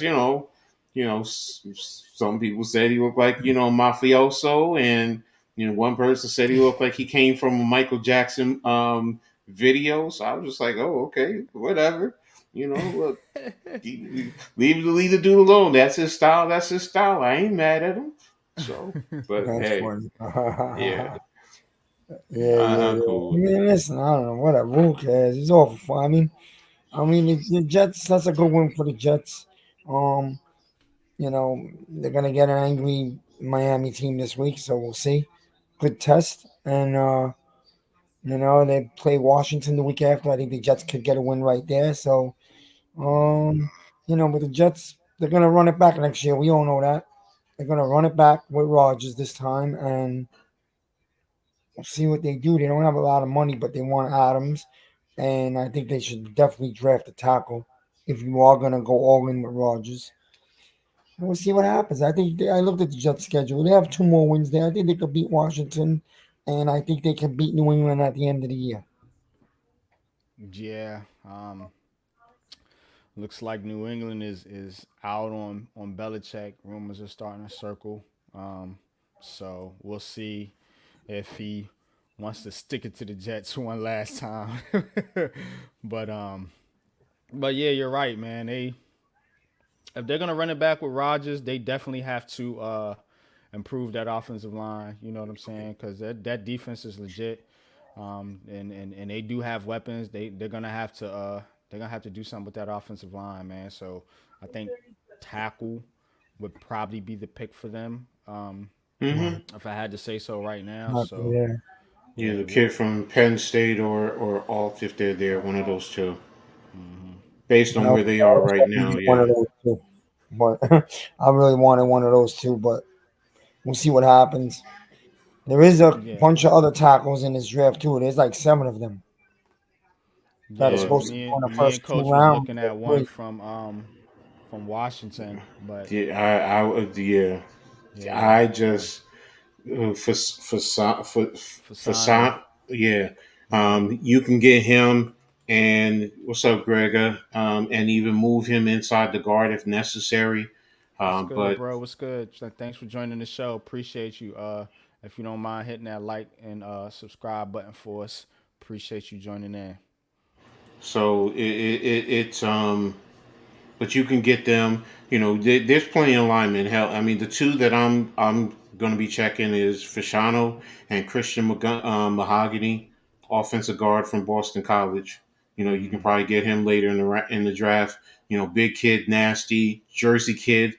Played at Paramus Catholic, so he knows the area. So um, but yeah, I'm with you guys as far as getting offensive linemen and getting good quality offensive linemen, also building depth along the offensive line. So this way, going forward, you know, somebody goes down, you can plug someone in and not lose anything.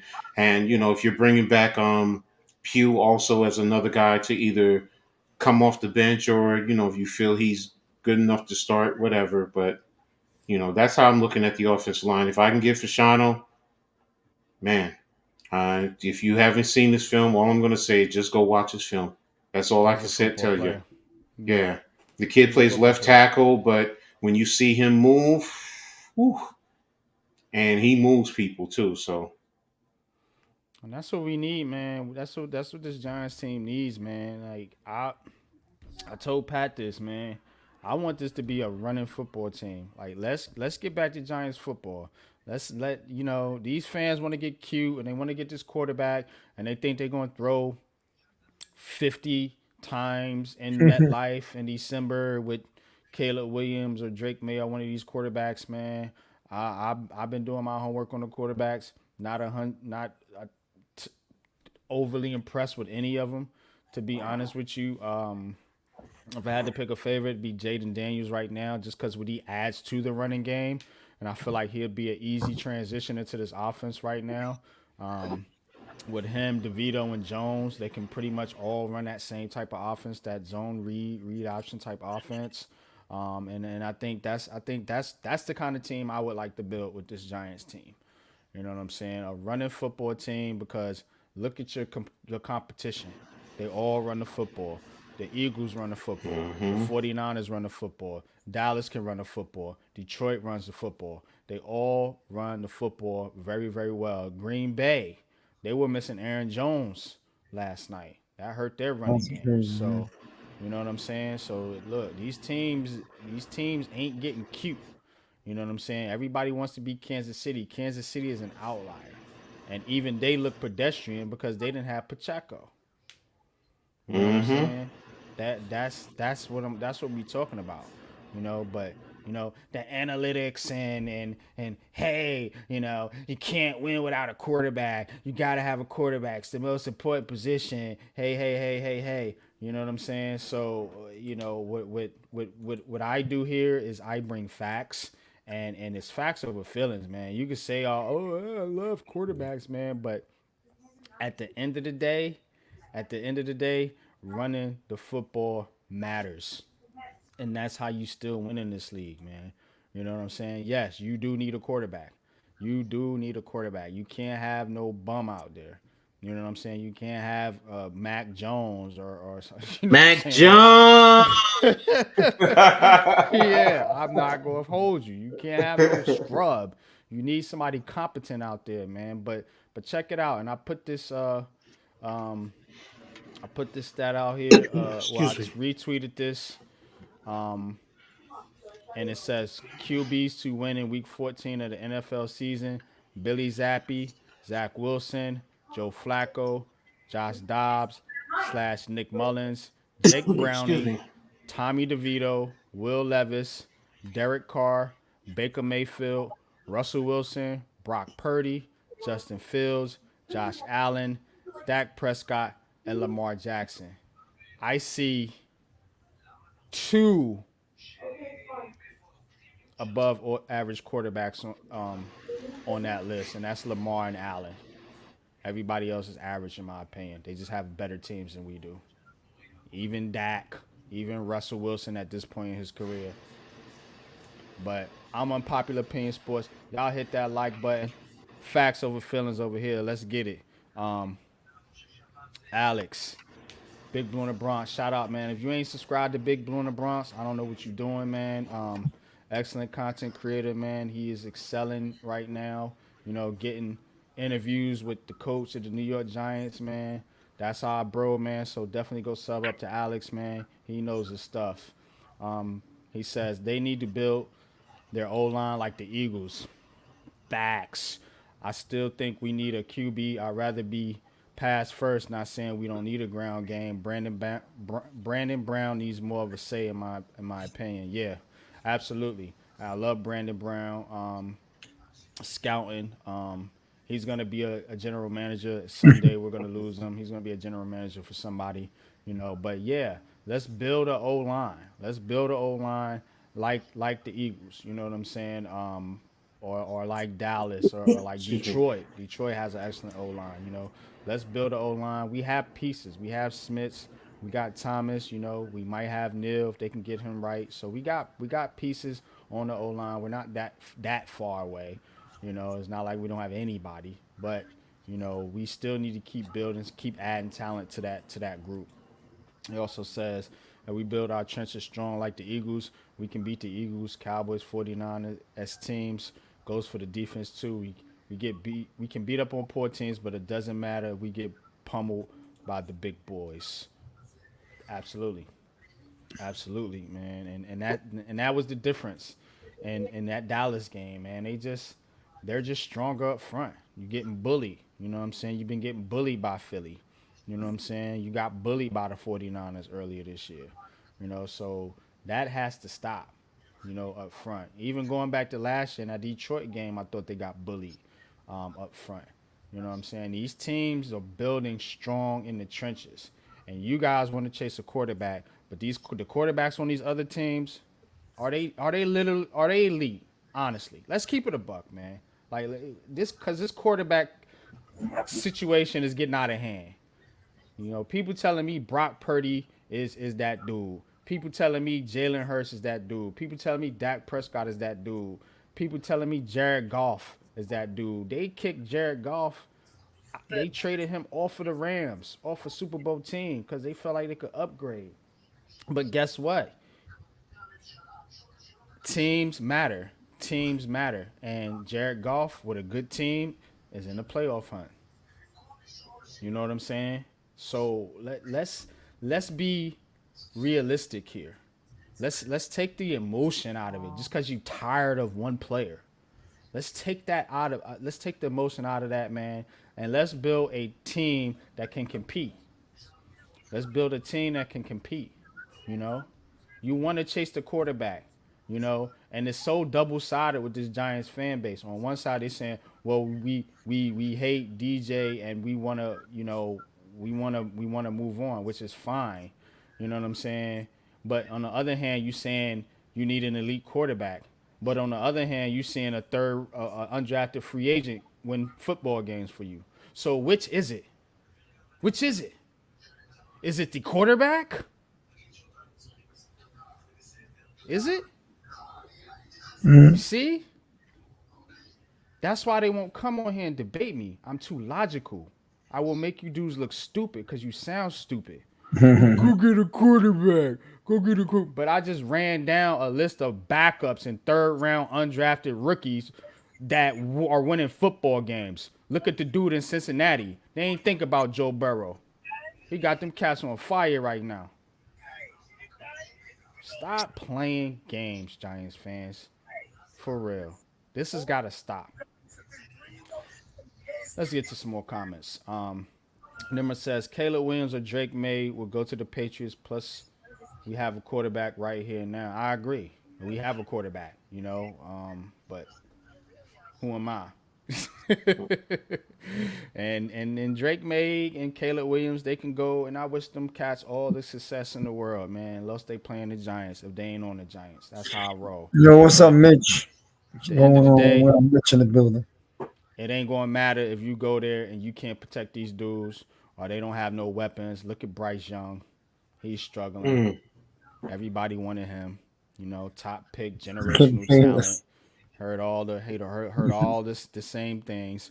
Bookend tackles. What's good with you, man? Book? What up, Bookends? Yo, what's up, Cutlets on the Skip? menu. How you doing on that show, Skip? Tommy, cut them up, cutlets. Cut them up, dice them up, slice them up. I told you, man, entertainer. He said, "No, I think somebody posted something on his page. He was like, they was like, yeah, it's gonna be Tommy cut," and I said, "Nah, it's gonna be Tommy. Let's get to the playoffs. Let's go." The whole country talking about this kid. Yeah, we were walking out the stadium. It was great. The entire stadium was walking out chanting Tommy. The whole stadium, just and the stadium was like, it was like a beat, like Tommy. The whole thing. I'm going to say this, Mosley. That's where I differ from you. Because I've been one that says Neal is fine as a tackle. I do think he has to lose some weight, get his weight down. But he's also not being coached up properly. I mean, because that's always been the debate. Because, if Neal is the problem, but he's not getting the coaching, is it really Neal? But now, if Neal is is talent is really not true, then it's not the coach. I mean, it's either one or the other. It can't be both. I mean, I know some might say, "Oh, you can have both," but no, either Neal. And if you go back and look at him in Alabama, we all loved him when he was drafted. We said he's a right tackle, and he is a right tackle. Does he have to lose a little bit of weight? I think so, But I also think that if he gets coached up better, you're going to see a different player. You really will. So, yeah, Evan Neal's the one that said he stepped out the wound as a tackle. So kid's confident. The O-line got to go. The O-line coach, Alex, was saying it. Yeah, the O-line coach, time to make a change there. Absolutely, man. Mitch, what's good with you, man? Mitch Kofsky, man, what's up? What's up, going bro? on, Mitch? Skip Bayless about them Cowboys. All right. Congratulations, Dallas. Congratulations. Yeah. We'll see how about them when it comes January. That's all I'm gonna say. You know what I'm saying? All I would say, coaching sucks. Alice says, I'm definitely deferring back to the side of he's a tackle. Dable got to replace Bobby Johnson. His tape at Bama was good. Yeah, I mean, look, he, you need this to work out. You know what I'm saying? In some way, shape, form, or fashion. You know what I'm saying? Yeah, And bro. they're not. I'm myself. I'm starting to divert from moving them in the guard for next season just because I don't think that's what they're gonna do, and then B, if you do, now you back into the tackle market. It's not a good free agent class. And if you draft another rookie right tackle, guess what? He's going to go through the same thing Evan Neal went through, the same thing Andrew Thomas went through. He's going to go through growing pains, and y'all going to be ready to, oh, we need a tackle. We need a tackle. The O-line, the O-line. I'm almost sick of hearing this O-line conversation as I'm in the Daniel Jones conversation. I'm fucking sick of it. Like, you know what I'm saying? I'm tired of it, man. It's exhausting. You know what I'm saying? Like, Sir. we got to get this thing right at some point. You know what I'm saying? It's a legit conversation, but at some point, we got to get this thing right at some Right. point. We're gonna get it right this year, brothers. I'm telling you. I got faith in that fat, jolly little Santa Claus of a coach that we got. All right, Skip Bayless. Hey, look, you ain't drinking no alcohol. That's fine. My ass will. That's fine. Alcohol is like water to me. So Yeah, he's not the only yeah, O-liner having exactly. issues bookends. You're right. He's not. Lewinsky struggled at times this season. Ben But Bredesen when you has been see struggling. You know, Zudu when he was here, Zulu. McKeithen.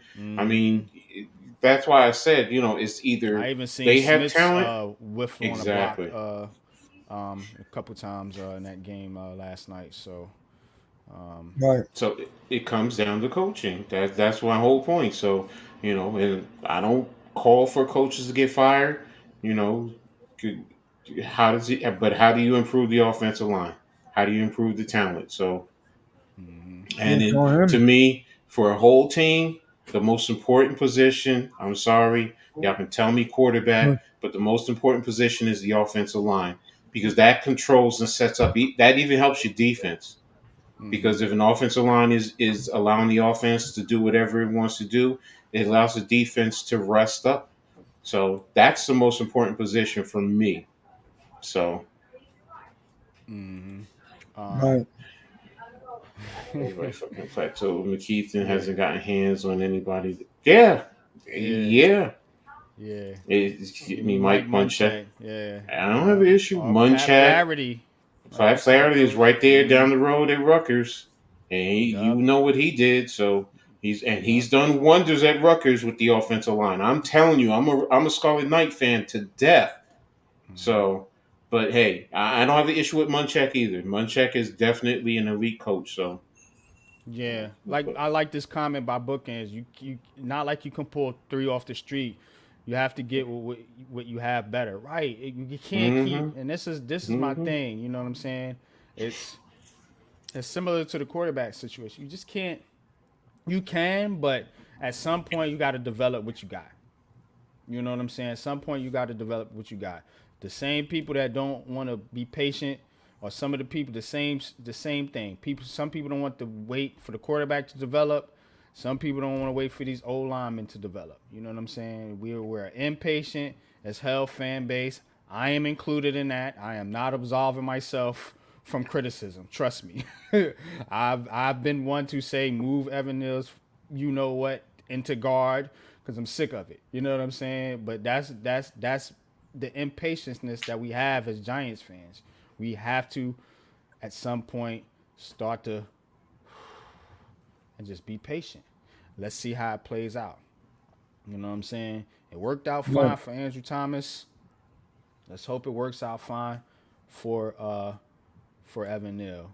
Ron Jeremy, that's interesting avatar there. Mm-hmm. Mm-hmm. All right.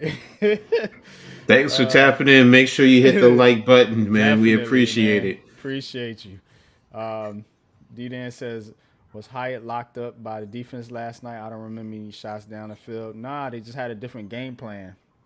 They had a Yeah. different game plan, and he was running routes, but and that's what happens when you have a deep threat. He draws attention. That's why Wandell Robinson was getting open. That's why Daniel Bellinger was getting open. That's why Saquon and DeVito was able to eat in the run game. You know what I'm saying? So even though he's not getting the football, he still has an impact on the game. Coach, you want to touch on that a little bit from a coaching standpoint? Nah, he wasn't locked down per se by them. You said it perfectly. It's a different game plan. They utilized him a little bit differently. He did have opportunities. I know everyone wants to see him go downfield, but he was getting a little crosses. He dropped a couple of passes, if I'm not mistaken. So he had his opportunities. It's just and also I don't want to say that they shut him down, but the Packers play a little different defense. They play a lot of too high. So when you play a lot of too high, that takes away a lot of downfield opportunity shots. It's not locked down. It's just that coaching. You just say, okay, well, we have to approach it a little bit differently. So, and there were that's why sometimes if you notice, the flats were open, the sidelines were open because the safeties were over the top. And you had two instead of single high and the cornerbacks running with the receivers. So you know, it's Right. not. I don't attribute that to what you call it more than our offensive game plan was different this game. Hmm. Absolutely. Ron Jeremy gotta have a QB with a huge arm. Pause. I'm gonna pause your name because you Ron Jeremy. Bobby Johnson's also stuck up. I feel it in his presses. I get the coach knows more than us, but there's no reason for him to have an attitude like his unit has played well. That's a good point. It's a good point. I know you tapped in Alex, so he might just be an asshole. You know what I'm saying? Hey, he might just not. The players just might not be responding to him, responding to his attitude and him as a person. That happens. I remember it was an O line coach here. We had so many, but it was one of them. He was like that. They was like, dude's just an asshole. He's a good coach, but Hmm. he's hard to get along with. So Hmm. some coaches just like that. You know what I mean? And that definitely doesn't bode well. Because players need to be coached different. Certain players need to be coached differently. You have to be able to adjust, and coach knows that. You can't treat everybody the same. Hmm. Hmm. Just Pat. Pat, what's good, bro? Yeah, hit the thumbs up, everybody. Just go Just keep click on the like drafting. Just button. keep drafting and develop what you have. Absolutely. Um, Lamar Trying to stay says, up there, "What do man. you guys think Tell you what, of?" last night knocked me out along with That this. was rough, wasn't it, bro? Well, I was I ain't get home till like 2 in the morning, bro. It was just like, but it was worth it. It was a great time. I appreciate you guys for picking me up. Thank you very much. You made a special night for me. I haven't had in a few years since I moved to Florida. It's been he knows it's been kind of dead. Mm, So this fun week up here. I'll go to Manhattan this week too and see the tree and all that and just take in New York City. I miss it so much. I'd do anything to move back here. Or pick the house up and fly it over here and just drop it somewhere here in Staten Island. It'd be perfect. I miss it. So, And being in the stadium, man, it's been a long time. It felt good. It was yeah, like just man. home, it's home. Yeah, that's how I felt, man, when I went back, man. I'm like, man, damn, I miss this place, man. Yeah, I I really seen some do, good man. games there. That was one of the best games. I've seen some good games. That was one of the best games, and it reminded me of someone asked me today, was that was the best game you were at because you got a really good game. You got lucky. I said no. 2004. You guys will remember. Eli went down the field and hit Toomer against Denver in the front of the end zone when Eli was falling backwards. Remember that? And they Mm-hmm. won the game on the last second with that. That was great. 24-23. They beat Denver. That was a really good Denver team, too. Mm-hmm. Yeah, so Most it's one of definitely. those two. Yeah. Alex mhm. says Hyatt dropped the pass early, but the Packers play zone And if they played man, it'd be a different story. Wandale Robinson 8 though, love to see it. Yeah, about time, man. About time. Wandale, man, getting it in last night, man. Kafka did call a good game. And how y'all feel about Kafka? I know a lot of people's already got him out the door. I don't have a problem with Kafka myself personally. I mean, he's still young, he's still developing, but you see he's putting the guys in the right position. Like I said, if you look at that game, look at what we did. I mean, and plus he's working. We keep harping on it, but he's working with a third string quarterback, and look what he's doing.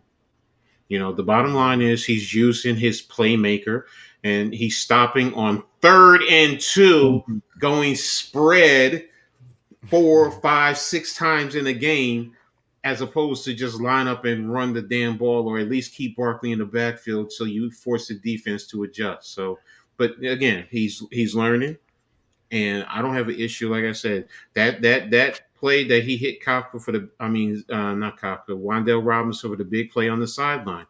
Go back and look at the play. You're going to see the design of the play, and you're going to say, "Oh wow, he saw that, and it was perfect. Called it at the right time." Even the flea flicker. Think about the flea flicker. Perfect time to call the flea flicker. And, DeVito put it where Wandale was the only one who's going to be able to get it. So It's been a minute since I seen the Giants run a flea flicker too. It's been a while, yo. I was like, yo, they really in their bag tonight. Trying to win this game, man. You gotta love it, man. Bookin said your blood was pumping after the win. Absolutely. Ron Jeremy says he's a Florida man too, Miss Gators. Yeah. Oh, Yeah, man. yeah. It was good times. My wife miss NYC too. No place like it. Yeah, I do There's too. no Man. place like it. It really isn't. Definitely, man. It ain't. It just isn't. It just isn't, man. New York, New York. Pat says, hell yeah, I was sipping Henny with my big bro in the family. I called it, Miz. Eli the Tumor was amazing. He said I was Oh, yeah. 16. I'll never forget that. Yeah, bro. Oh man, I'll never forget that. Stadium was shaking. That was a good Denver team. They were one of the best teams in the league. So that was an upset, a big one. Absolutely. Shockey was on that team. I remember that. So yeah, A little bit more time. I don't know. I don't know what they're gonna do with this coaching staff. I don't know. I feel like there is Bobby Johnson got to go. I think we all know that. They definitely need to I feel like search for other options. I'll just put it like that. Now with Kafka, I was on the fire Kafka train, but the more I look at it, I don't know, man. They might be able to really do something with better talent, but they do need to start to establish identity. You can't be this drop back passing team in the NFC East. I just don't think it's gonna work. At some point, I think you need to, figure out your identity, man, and really establish your philosophy as a coaching. You know what I mean? So now maybe they not really on the same accord like we think. You know what I'm saying? That's possible. So it is possible they just might say, hey, look, best of luck, but it's not working. I want to bring in somebody that is a little more in line with my philosophy. Not saying they not aligned at all, but what I'm saying, more on the same page. Because I feel like Dable and Shane are in lockstep. That's what I like about them, that pairing, because they're on the same page. And a lot of times we've seen the general manager and the coach not be on the same page. I think we've seen it with Coughlin and Jerry Reese. I think we've seen it with Gettleman and Judge. So, but with these two guys, I feel like they are on the same page. They are pretty much in lockstep, as they say. But with that offense, it's too erratic. You have to make a significant change there. You know what I mean? If you're not going to change the quarterback, you know, you're going to have to, you definitely got to work on the O line. We all know that. But if you're not going to change the quarterback, you need to get a better scheme in here. You know what I'm saying? And do some different things, you know what I'm saying, with this offense, because it ain't working. It ain't working. We love the good story, the good feel good story, man. But when you going up against Dallas and Philly and these powerhouse teams, I don't think it's gonna look like it looked last night. I think it's gonna be a lot worse. You know what I'm saying, Coach? Mhm. Exactly. So, But all right, let's move on to the Yankees, and then we're gonna get in the coach's corner here, cause I'm not gonna be on here all. How you feeling about this Yankees trade, Miz? You hear about the big news, man? Juan Soto, man, Yeah. getting traded to the Yankees, man. Hopefully they can get this Yayamoto, this Japanese pitcher too. Although I do think the Dodgers are making a heavy play for him with this Shohei Otani mhm. contract here. Uh, yeah, that's crazy, man. That is that is crazy, man. You know what I I don't even mean? need. We need that. We don't need that guy. I'm not paying that guy whatever money. The Dodgers are out of their minds with the money they're paying, man. They gotta. That's gonna. They're crazy. It's gonna hurt them. But um, you got Soto, Judge. You still got Rizzo, and I'm maybe one of the few believers, but I'll make a prediction right now. I told people. A lot of people don't want to jump on my train with me, but Stanton's training differently. He put down the weights. He's got a personal trainer. He's been losing some weight. He's doing yoga, flexibility. And if you could get him back healthy and use him as a part time guy, I guarantee you he's going to have a big bounce back year. 30 plus home runs, 100 ribbies. He doesn't got to play every day. He could be a DH. You throw him a bone every now and then, let him play the field. But he can have a lot of rest in between. But when you put those four hitters together, it should be dangerous, man. I don't know. You know what I mean? Well, you don't have to get this kid, this Japanese guy, go out and get a starting pitcher. He doesn't have to be the biggest name in the league. He's got to be a blue collar, hardworking I starting. would I would Yamamoto be a is a fan of pitcher. yeah, I would be a fan of Yeah. bringing yeah, Yamamoto is a pitcher. He's a Well, I'm Japanese saying, but you pitcher. don't have to. You don't have to get him and spend all that money. You'll find somebody else. Yeah, he gonna cost you about 300 million. Yeah, And we it's already too got a much 300 money. million. Man. But you gotta pay. You gotta pay to play, man. And this with this Yankees team, we already know. Oh, They go ahead, coach. no. No, finish what you're saying. Finish what you're saying. Yeah, nah, I think I was gonna say we could possibly bring back Jordan Montgomery. That could be a plan B. You know what I'm saying? Bring him back in, man. But they gotta get somebody else besides Garrett Cole, bro. They have to have somebody else Yeah, besides Cole. yeah, Yeah, they gotta do something because it ain't gonna matter. Because when you get into the playoffs, you already know pitching dominates in the playoffs. You know what I'm saying? It's not the home runs. It's pitching, man. right. Things slow up in the playoffs in every sport. So, and that's where the Yankees been getting killed at. When they have gotten to the playoffs, the hitting has failed in recent memory, but the pitching hasn't been great either. You have that one guy in Cole, and who else do you trust? I don't trust Cortez. Damn sure don't trust Rodon. Like Severino's out of here. He's a Met, so I don't know. I don't know where else they're gonna look for to get this second pitcher, man. This second ace pitcher that we need to compete. Well, Go ahead, coach. my thing is this. Okay, I mean, if Yamamoto is it, and the Dodgers. See, the question I have is, did the Dodgers show us? Well, I don't want to say a new strategy because which the Mets did it with what's his name technically, because when he was Oh, still back in the playing, day, yeah, Bobby I'm Bonilla. Bobby sorry, guys. I'm gonna Bonilla. have to bounce So Yeah. out and come back. All right, I'm you sorry. I apologize. I'm gonna bounce out and come back after. If you're Okay. still on, mhm, they need me okay, upstairs. All no right, you problem. got it. But if you they did it with Bobby Bonilla.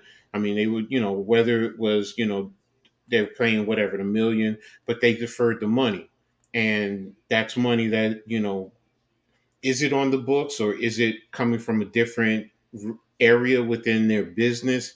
So if you do sign Yamamoto, is that another possibility that you could do, to circumvent? Because when you hear the Dodgers did it, and then they're deferring $680 million and only paying this man $2 million against the book, it's like, wait a minute, what?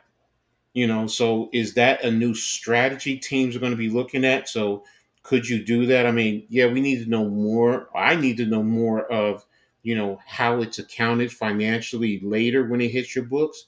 But from my understanding is after, the 10 years, they're just going to be paying $68 million a year on from his contract for 10 years. Yeah, they're And gonna that's spread what it out. Yeah, exactly. over the next 10 years. I So, guess that's how and it's gonna then work. So if it essentially, he does has a 20-year contract. exactly. But Pretty now much. if it does go against your salary cap, don't forget salary cap is going to be raising. So in another 10 years, will that $68 million be a minuscule amount? Or not? I don't want to say well, it will not be that detrimental as opposed to like right now. So and then of course the tax penalties. So it's like, where do you go? What do you do? How does it play out? So it's interesting to see where they're going with this. So yeah, Chris, Clark is a fourth starter.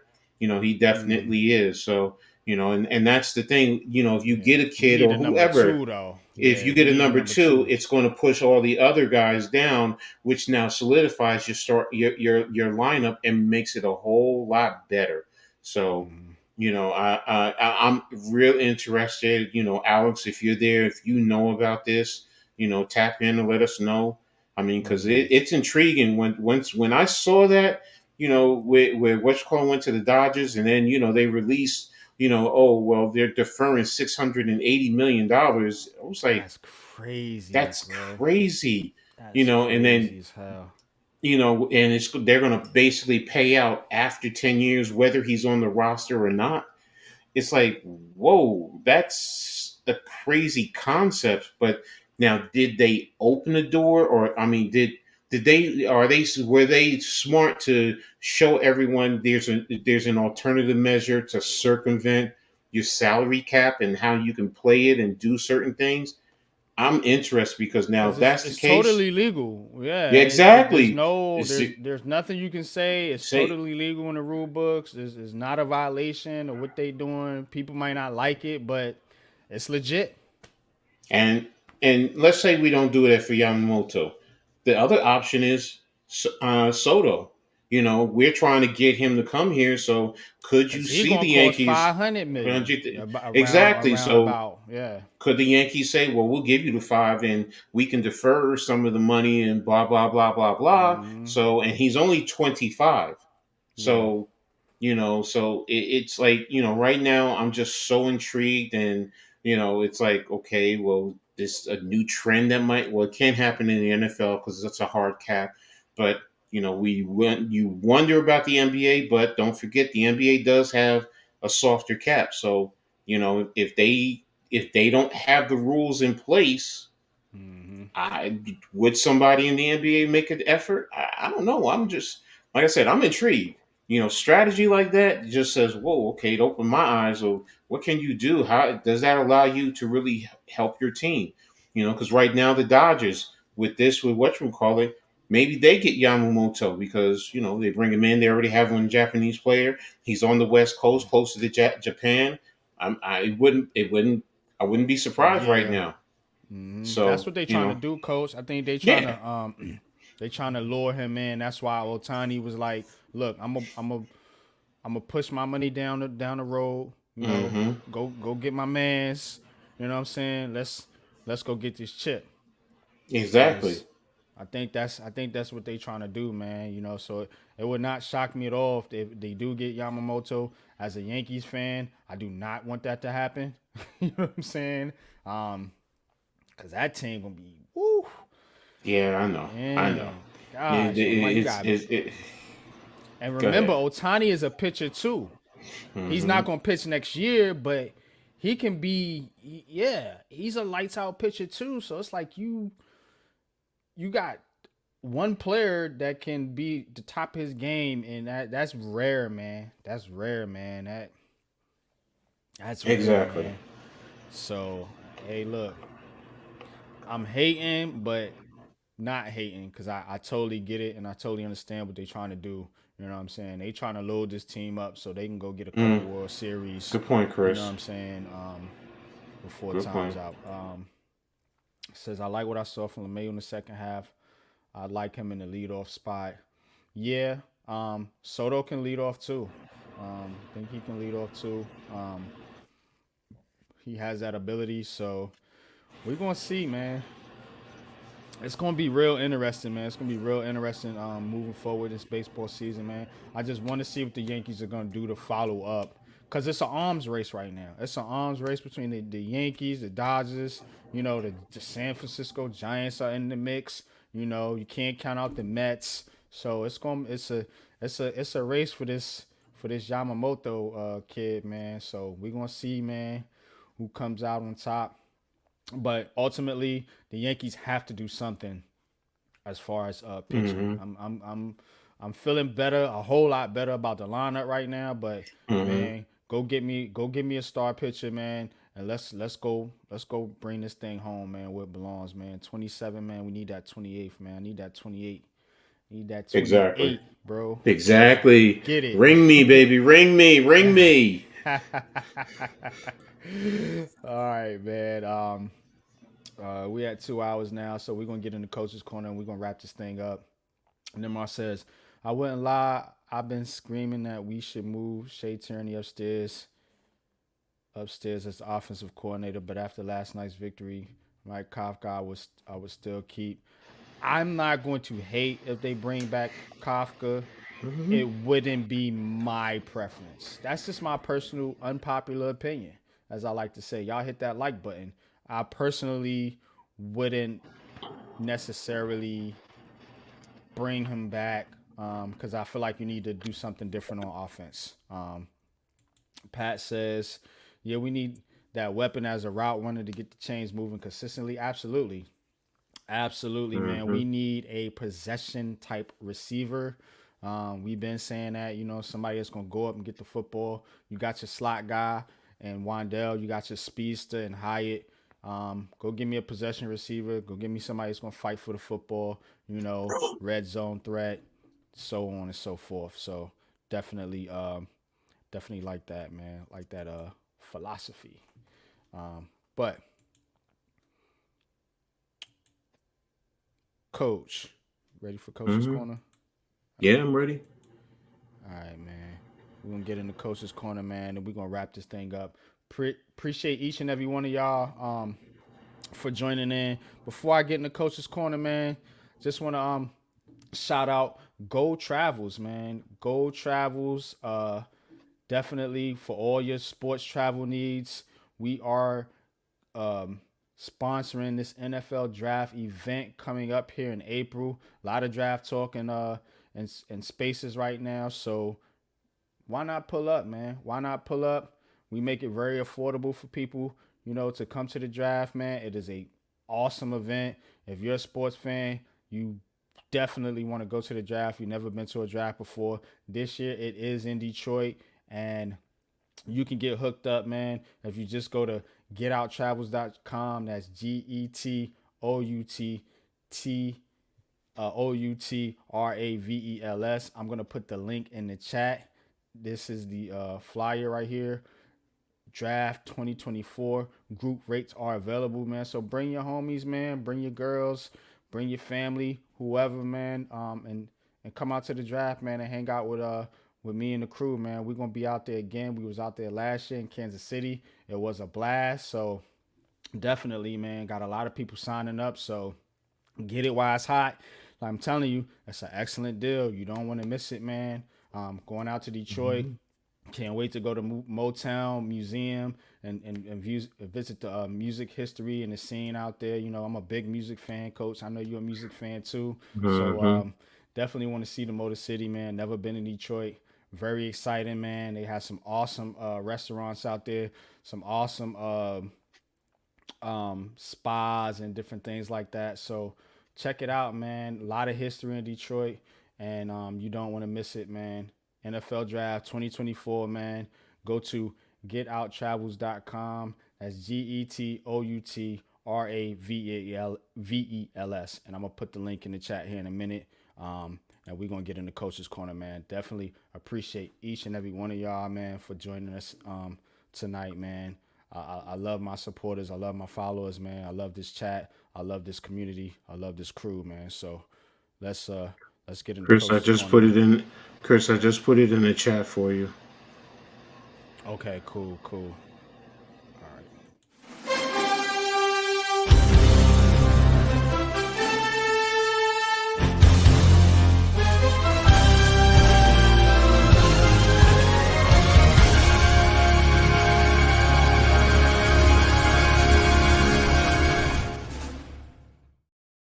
All right, NYG. Thanks, bro. Appreciate it.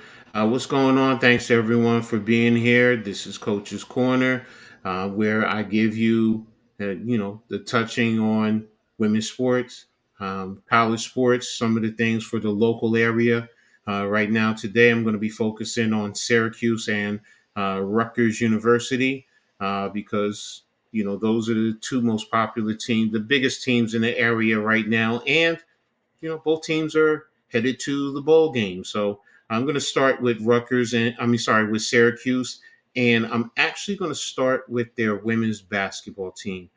Right now, in women's basketball for Syracuse, their overall record is 8-1. So they're starting out to have a pretty decent year. They just beat Ohio, the Bobcats, Ohio University. They beat them this past Saturday, 82-62. So it's a pretty a nice win.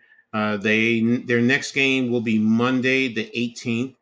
When they will be hosting Cornell. So they have a couple of regular season games before they start getting into their ACC. They got Cornell and then St. Francis, and then after that, the end of the month, December 31st, they're going to be playing Notre Dame. But we'll talk more about that a little bit later. But again, their most recent game against Ohio University. It's not Ohio State. I just want to make sure everybody understands that. It's just Ohio University. In terms of points, they were led by Daisha Fair with 21 points, Alyssa Latham with 14, and Georgia Woolley with 13. Am I missing? Oh, and Sanaya Wilson, she had 18 points. So in terms of the box scoring, first quarter, they were up 21-15. Second quarter, they were outscored 21-25. But the third quarter is where they picked it up. They put that press on, and they outscored the Bobcats 23-7 in the third period. So that's really where they pushed it away.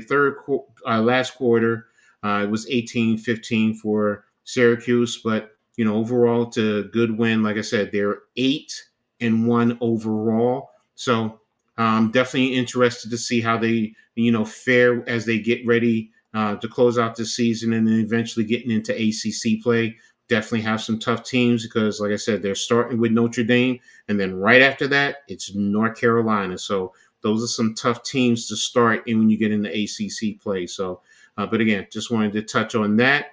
Next, in terms of Syracuse, I'm going to talk a little bit about their men's basketball program. They're also doing fairly well, 7-3 overall. Now in conference, they have one loss, so they're 0-1.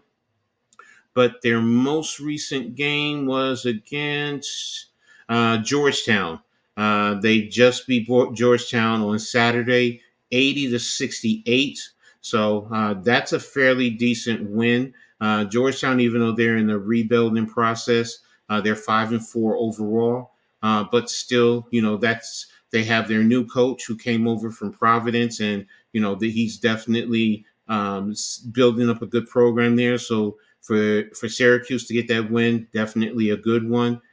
They were led by Judah Mintz, 25 points. You had J.J. Starling, 21 points. And then you also had Quadir Copeland with 14 points. So in terms of the quarter breakdown, it was 35-14 in the first half. Second half, they really pushed the envelope, and that's where they outscored Georgetown 45-34. So it's a good win for them, to beat Georgetown at home, down in DC. That's the other thing. It was down in DC at the Capital One Arena. So to go on the road and beat Georgetown, definitely a good win. So congratulations, 7-3 overall. And let's see, the closeout there. Let's see, their next game is actually Sunday. They're going to be playing down out in South Dakota, Sioux Falls, South Dakota. They're going to be taking on Oregon. So that's going to be Sunday at 1:00 on the CBS Sports Network. So they're going to be then closing out the regular season against Niagara before they start picking up in the ACC with Pittsburgh to close out the season. So I'm sorry, to close out the year. Pittsburgh on the 30th, and then January 2nd down in Cameron against the Dukies. So definitely a test, especially now that Boeheim is not there anymore. So let's see what happens. So, and then now Syracuse is getting prepped for their bowl game. Their bowl game is on the 21st of December. That's a Thursday, 8:00. They're going to be playing down in Boca Raton. They're playing in the Boca Raton Bowl against South Florida. So it's going to be an interesting game. It's going to be televised on ESPN. I think they say that you still have tickets if you're down in Florida and you want to check them out. So just go online to check out Syracuse. But it's going to be interesting, especially because they have their new head coach, Coach Ferran Brown, formerly of the former national champion Georgia Bulldogs.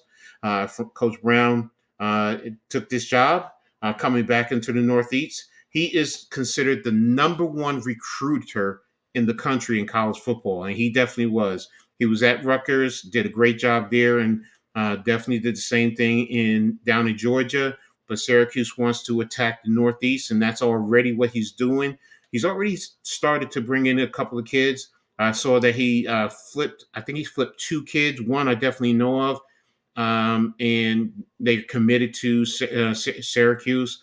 There's a couple of guys from Jersey that I'm concerned with, as well as some local kids who are in the transfer portal. So Coach Brown is definitely on the prowl to do a good job in terms of turning that program around, and I think he will. So, and the bowl game is going to be a nice little first test for him to get a bird's eye view of the team. I don't believe he's going to be the head coach, but I haven't seen any reports as of yet. But it's going to be interesting. I'll definitely be tapped in.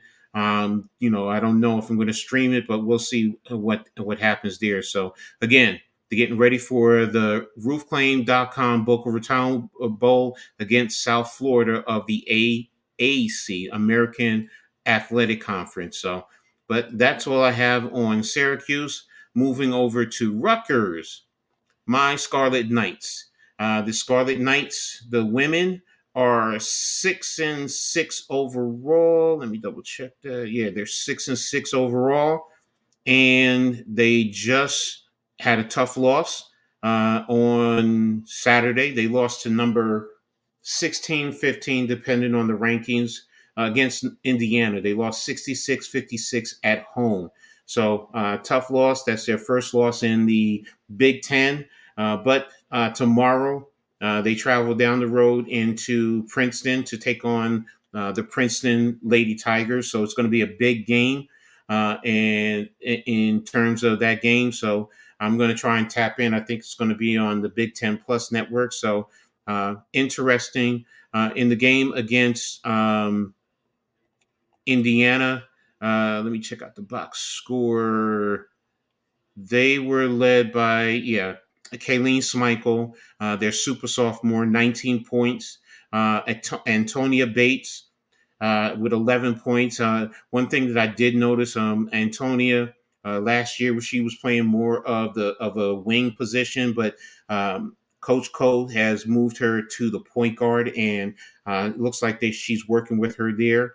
Also, Destiny Adams scored 10 points, and Cassandra Brown Brown had 10 points. So still a young developing team. They're developing. They just now last year was playing the whole season with 8 players. This year, 8 scholarship players. This year they're up to 12, and they're still building. But Coach Co is doing a good job in terms of getting this program headed in the right direction. In terms of the breakdown, to start the game, Rutgers actually was up 10-9 in the first period. Second period, Indiana outscored them 18-12. Third period, it was 22-19, and the fourth period was 17-15. So it wasn't. It was a steady grind, a steady build up to the 10-point win for Indiana. But Rutgers was there for the most part. It's just they're still in that phase to rebuild the program. So again, something that I'm going to definitely keep an eye on going forward in terms of the women's basketball program. I am hoping for more, but we'll see how it goes. In terms of the men are overall 6-3. Now it's been a little up and down to most fans. Last week, they ended up getting their second loss where they went down to Winston-Salem and lost to Wake Forest, 76-57. It just was not a good game. No one played well, not even Cliff. He definitely had a bad game. But on Saturday, they played the Garden State Hardwood Classic. That's their big rivalry against Seton Hall, and they rebounded. Now, they won 70-63. But I will say this: I watched the game. Rutgers dominated that game from beginning to end. They were working guys in. Mawat Mayak, who's been out most of this season, that was his first game back. He's the glue guy that this team needs. He was a big loss last year when he blew out his ACL, and that's why they struggled going down towards the closeout of the season. But it's good to have him back. And again, this team played well. They passed the ball. They were fighting. They were playing great defense. I believe they were led by Noah Fernandez, their transfer. Yeah, Noah led the team, 19 points. Jamichael Davis, freshman, 11 points. Cliff had 11 points. And Gavin Griffiths had 11, another freshman. Now, the two freshmen seemed to spark. Gavin came in hitting threes. He had 3 big threes. And Jamichael Davis just came in and just seemed to be great on the defensive end, putting great ball pressure, but also the way that he was controlling the offense and playing the game. So he actually started over Derek Simpson. And again, he played a whole lot better than Derek played. So, but this was a good win for them, after those 2 tough losses. This week, they're going to be playing again on the 16th. They're basically going to be playing 1 game a week to close out the year. So they're taking on LIU, Long Island University, at home on Saturday, 1 o'clock. So that's going to be on the Big Ten Plus. So I'm going to try and tap in to watch the game as much as I can. I'm going to be swinging around. There's going to be some college football games that I'm going to be checking into. So, and then the following week after that, we'll get more into that. They're going to be taking on Mississippi State in Newark at the Prudential Center. So, but overall, Rutgers is 6-3. They're just trying to close out the season before they kick into their Big Ten season, which is going to be a tough gauntlet for them beginning at the beginning of January. So, and then in terms of the football, Rutgers is just preparing for their bowl game. Their bowl game is going to be the Bad Bowl Mowers Pinstripe Bowl. That's actually the 28th, Thursday, 2:15 kickoff. And it'll be at Yankee Stadium. So great. If you're in the area, go check out Rutgers, the local area team. Let's go ahead and paint that stadium scarlet. And they're going to be taking on Miami, for those of you who don't know. The U, yes, Miami University from down in Florida. So it's going to be a great game that we're looking forward to. Rutgers is doing a great job. Quite a few kids who had the ability to move on, going to the NFL, are coming back. They even are bringing back Kyle Monungai. He was the Big Ten's leading rusher this year. So it's a great Great to see him coming back. They just brought back, I believe it was, let me double check. I believe it was 9 kids who said that they're coming back. Yeah, it was Holland Pierce, Aaron Lewis. Um, you had one of your linebackers waiting on 2 of our defensive backs to decide to come back. And one of our offensive linemen has already committed to coming back next year. So, bottom line is Rutgers is bringing back a lot of guys from this year. Yes, it's a 6-6 year, but this team tired out going down the final 4 games, which is why the record is what it is. But it's a great opportunity for them to play at home, to shine, to have New York City behind them, and actually to have more of the local recruits see them and get tied up and get into the Rutgers football program. So a lot of the kids on the 20th, I believe, they're going to be is the early signing period. So I'm going to be checking into that also to see between Syracuse and Rutgers who's tapping in, and who's signing early. So again, just pretty excited, happy, ready for these bowl games to start. Actually, the first ones are going to be the first bowl games are actually going to be starting Saturday.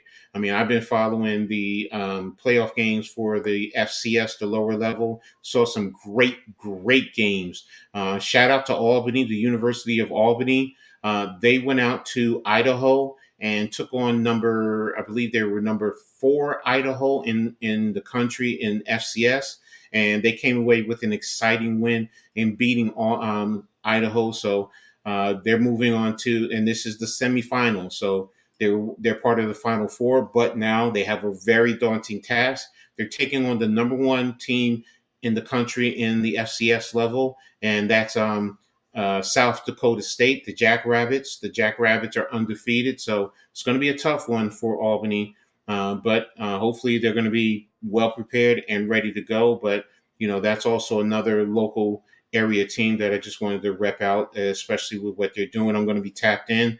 And I believe they're going to be playing on Saturday. Let me double check. Is this Friday or Saturday? I forgot about pulling that up. Sorry about that, guys. And they're actually playing Friday night, ESPN2 at 7 o'clock against South Dakota State. So Albany is 11-3, and South Dakota is 13-0. So definitely going to be tapped into that game, ready to go, rooting for the Great Danes of Albany. So, but that's pretty much what I have for Coach's Corner. Did I find the list of players? That's what I'm still looking for. And yeah, that's pretty much it. So, just excited. Oh, it's Christian Dremel. Here it is. You have Christian Dremel, leading wide receiver, coming back. Mohamed Toure, one of their top tacklers and defensive linebackers. Tyreen Powell, who ended up having season-ending hand surgery. Holland Pierce, left tackle, and Brian Felter at left guard. Aaron Lewis, Wesley Bailey, 2 dynamic defensive ends will also be back. So the only one that we definitely did lose is Max Melton. He put his name into the NFL draft. So definitely looking forward to seeing him get his opportunities. Hopefully he can be a 4th-round draft pick. So, but yeah, that's going to be it for Coach's Corner. Thanks, everyone. I really appreciate it. So, and back to you, NYJ. Good stuff, Coach, man. Good stuff, man. Definitely appreciate your knowledge on the college game, man. And if you're not already subscribed, please go subscribe to Coach Ed's Amazing World of Sports. You know, Coach is a good friend but also a mentor to me. Teaching me the game of football, teaching me things that I don't know. I am a student of the game. I'm not an expert like some of these Twitter people think they are. I'm still a student of the game as always, man. And hey, look, we love what you do, Coach. You know what I'm saying? Keep it up, bro. And if you ain't already subscribed, please go subscribe right now to Coach Ed's Amazing World of Sports. The link is in the description of this video. Um, if you need help finding it, so definitely, man, go tap in, Coach. You're more than welcome to throw your link in the chat as well. But look, man, Cal Manungai, I heard you say that name. Coming back, huh? Yeah, he's coming back. Okay. Definitely coming back. He's not going on to the NFL right now. So, if you haven't watched it, That dude's a monster, man. Yeah, I mean, he's nice. I mean, he runs very well. He runs tough. If you follow the Chiefs and you see Isaiah Pacheco, think about a shorter version of Isaiah Pacheco because he's about 5'9". Pop is about 6 feet, 6'1". But Kyle is about 5'9", 212 pounds. But he runs very physically, same type of mode. Um, Even blocks the same way in pass block.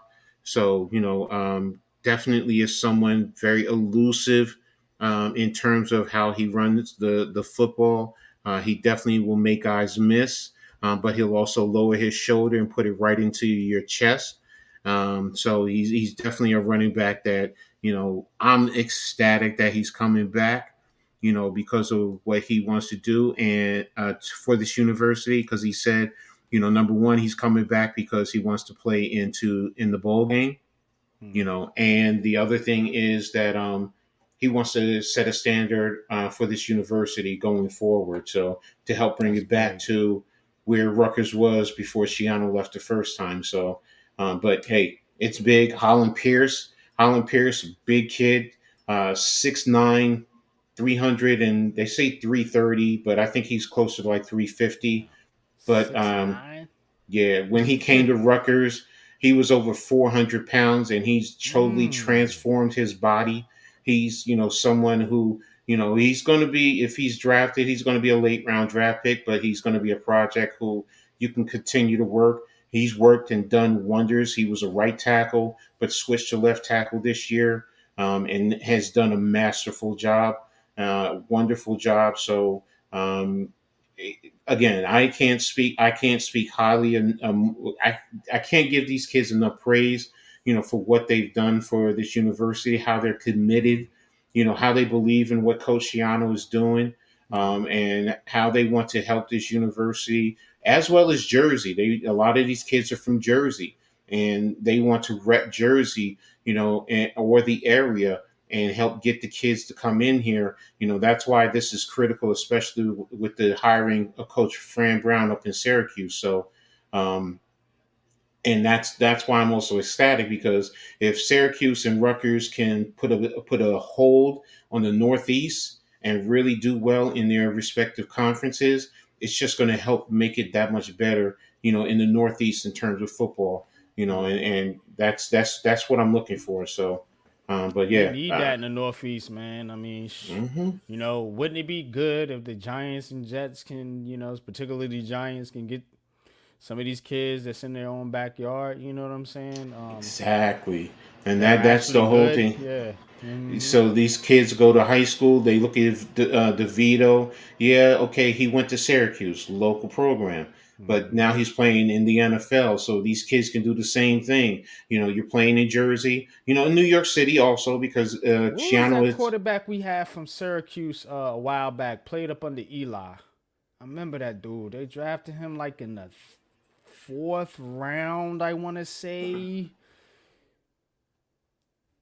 He never really got on the field Yeah, I though. know what you're talking about. I just can't remember his name off the top of What my was that head. dude's name, man? What's up, Big Fan Breezy? Thanks for tapping in, bro. Breezy, where your man's at? Leaf, I'm looking for him, bro. Oh, Ryan Nassib. Thank you, Chris. Thank Nassib, you. Nassib, yeah, there you Yeah, go. thank you. Appreciate that, bro. Appreciate putting that in the chat for us. But yeah, again, that's what I'm looking for this whole area, man. And those who know me know I'm big on Rutgers, so that's what I love. It's either Rutgers or the school I played for, little D3 school in Jersey. But Those I will always talk about highly. But Syracuse, local area, I even talk a little bit sometimes, about the schools, in Long Island, that are playing football in like Long Island University or Monmouth down the shore, and even Princeton. I follow all Jersey teams, college football teams. I follow Jersey college football. So, Jersey high school football. I just believe in this region. New York. Is starting to build up. I've even coached on the minor league semi-pro level, and I've coached guys throughout this whole area. So Jersey, Long Island, New York, Long Island. So I just believe in this area, and you know, if Rutgers and Syracuse are playing in bowl games every year, and if one day they could ever, it would be my ultimate dream. I know it's a long one, but hey, if they could meet up in the national championship, that would be the Yeah, ultimate. man. That That that would would be be special, man. That would be special, man. Definitely for this area, man. You know what I'm saying? So so. shout out to Rutgers, man. Shout out to Syracuse. You know what I'm Mhm. saying? And definitely, I'm a fan. I want to see him do well. Even though I'm technically a UNC fan, but I always root for NYC, man. Now, that's why we do this show. I don't hate no New York team. I have my favorites, but I'm not biased towards any of the area sports, man. So we always support what's in our backyard. You got to. I gotta You got remember to. next week. I gotta remember next week to give an update on the Liberty. I know in the draft they just did the draft lottery, and the Liberty ended up with the 11th overall pick. But I gotta Okay. double check.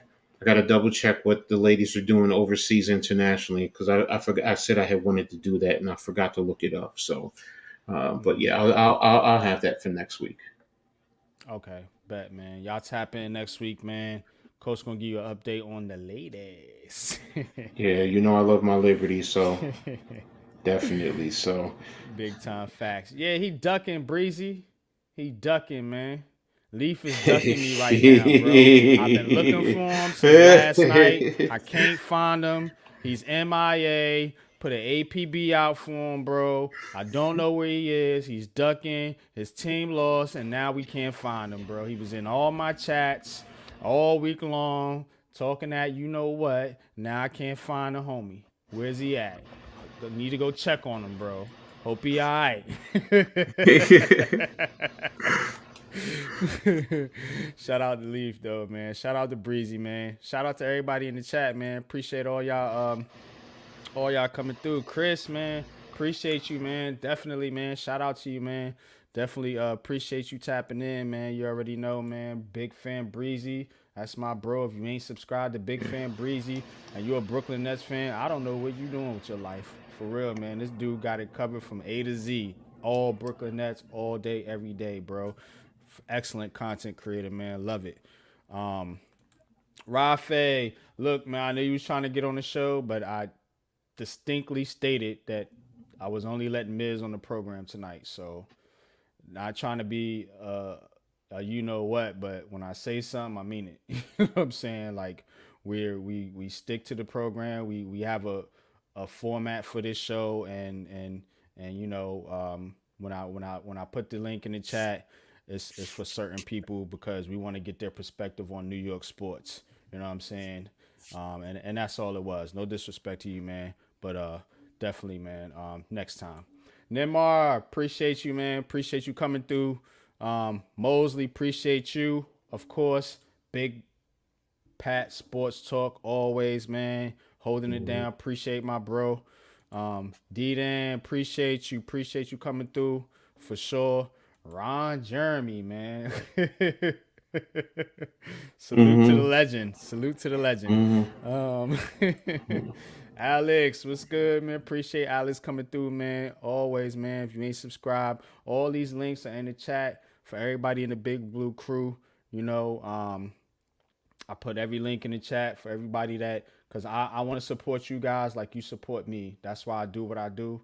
You know what I'm saying? You keep me motivated to do this show, to keep going. So, I always want to support you guys and definitely, man, we always looking out for each other here in this community.